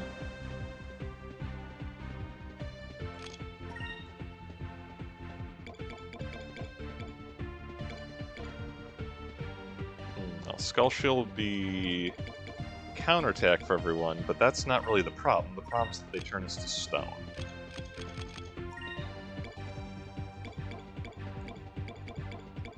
I wonder if they're weak to attack magic. We'll find out depending on who's petrified.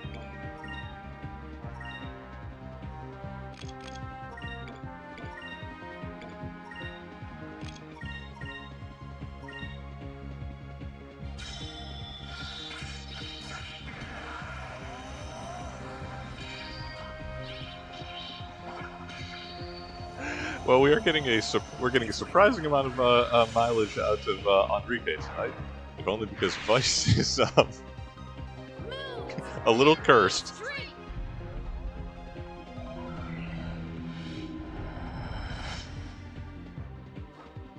Okay, I don't believe.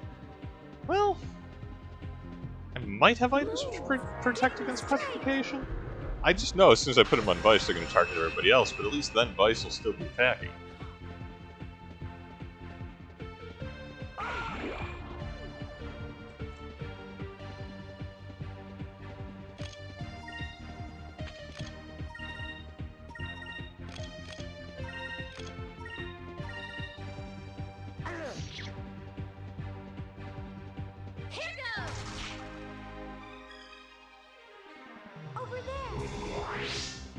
had about enough of this robot. Come on, Enrique, make us proud. You're buff and everything.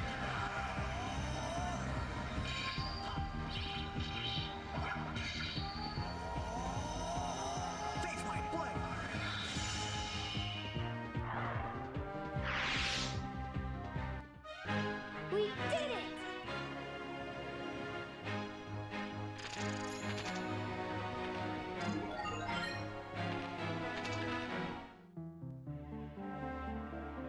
2 more of those. All right. What have I got to work with in here? I genuinely feel like this is. There are some switches back in this room. Maybe it's like if it flood. Well, if the area's flooded, they won't be able to attack us because we'll be underwater. Is that the key here?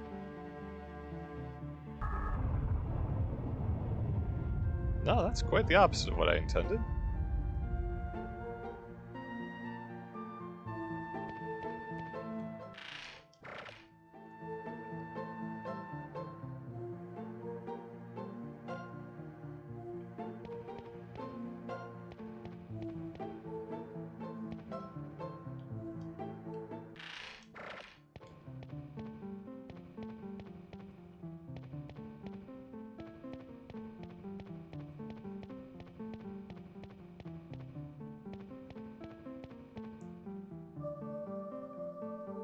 That switch will raise us back up. Oh, good. There's still random encounters from the white. Oh, we're running out the clock here tonight. Okay. Run real quick here. The wildlife is obnoxious, but hey, you know what? It doesn't turn us to stone. Oh, why would I say that with the gloomer there? It'll put us all to sleep.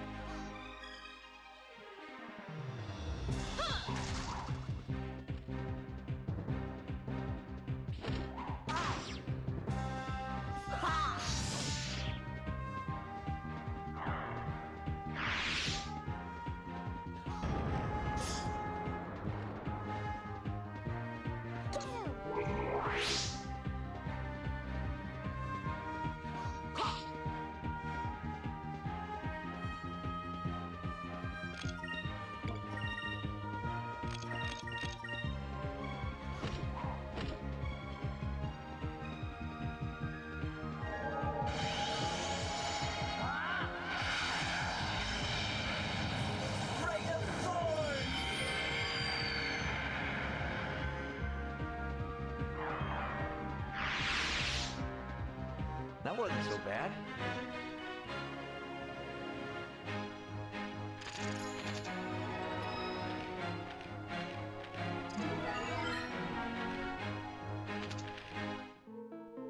Ah, sweet. Fina is, hey, you know, silver lining. Fina is now maxed out on green magic.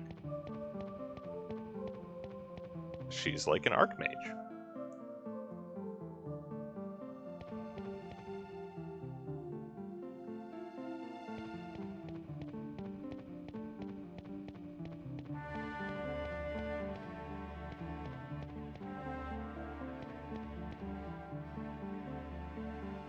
That doesn't go anywhere.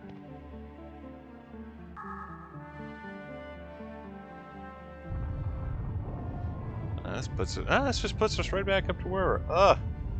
I guess we have to.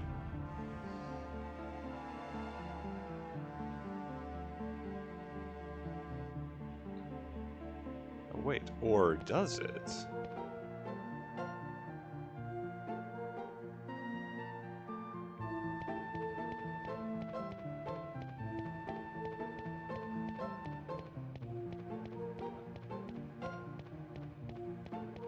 Are we, yeah, we okay, we are on a higher level. Yes, if we can flood it to bypass the murder robots, that'll be a worthy experiment. I don't feel like slogging through that much more petrification. Doggos, I'm sorry. We're not even fighting you fair.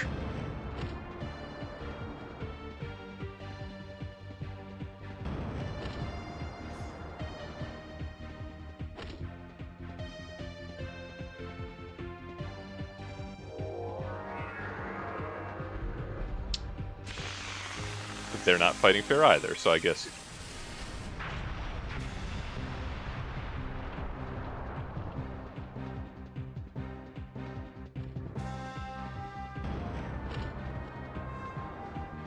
Prepare yourself.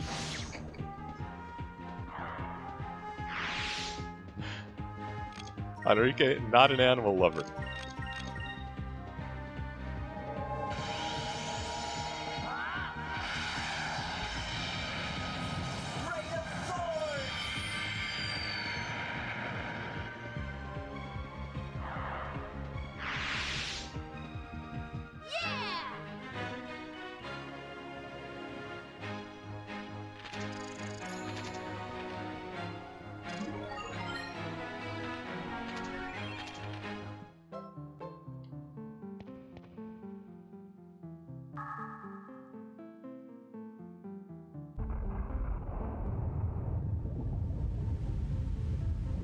Yeah, robot jerks.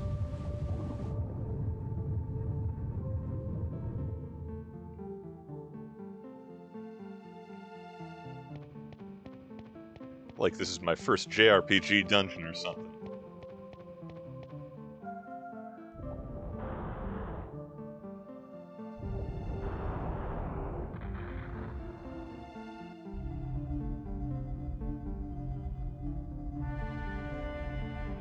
Come on this platform. I just want to save point.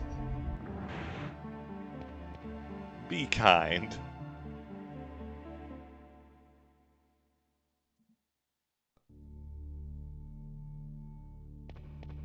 Yes. Okay.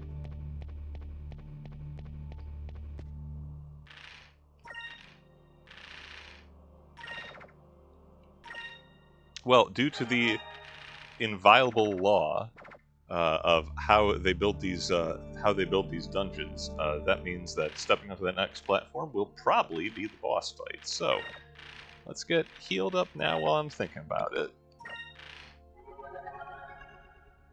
and let's give Vice his hat back because I don't know. The white map wasn't really doing it for us, but we had to try. Captain's hat for that good straight damage boost. And we picked up a moon robe? That sounds like it would probably be an upgrade for fun, no? No, not really. Decent magic, but everything else suffers.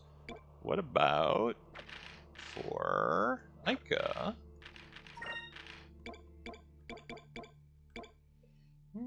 No, same deal. No, a little bit of magic not worth the fence. Anyway, that's fine, that's fine. We are here. We are in it to win it. We are healed. We have our appropriate equipment back on.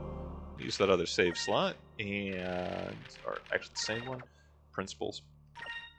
And, yeah, that is where we will be leaving it for the evening. I kind of hope to get through this boss, but then, you know, this water temples are always, whatchamacallit, a slog. Just the law. We'll pick up here on the next one. So in the meantime, thank you all for joining us. I hope you've had fun with the cruise. Take care of yourselves. Take care of each other. Fair winds, following seas, and I will see you in the next one.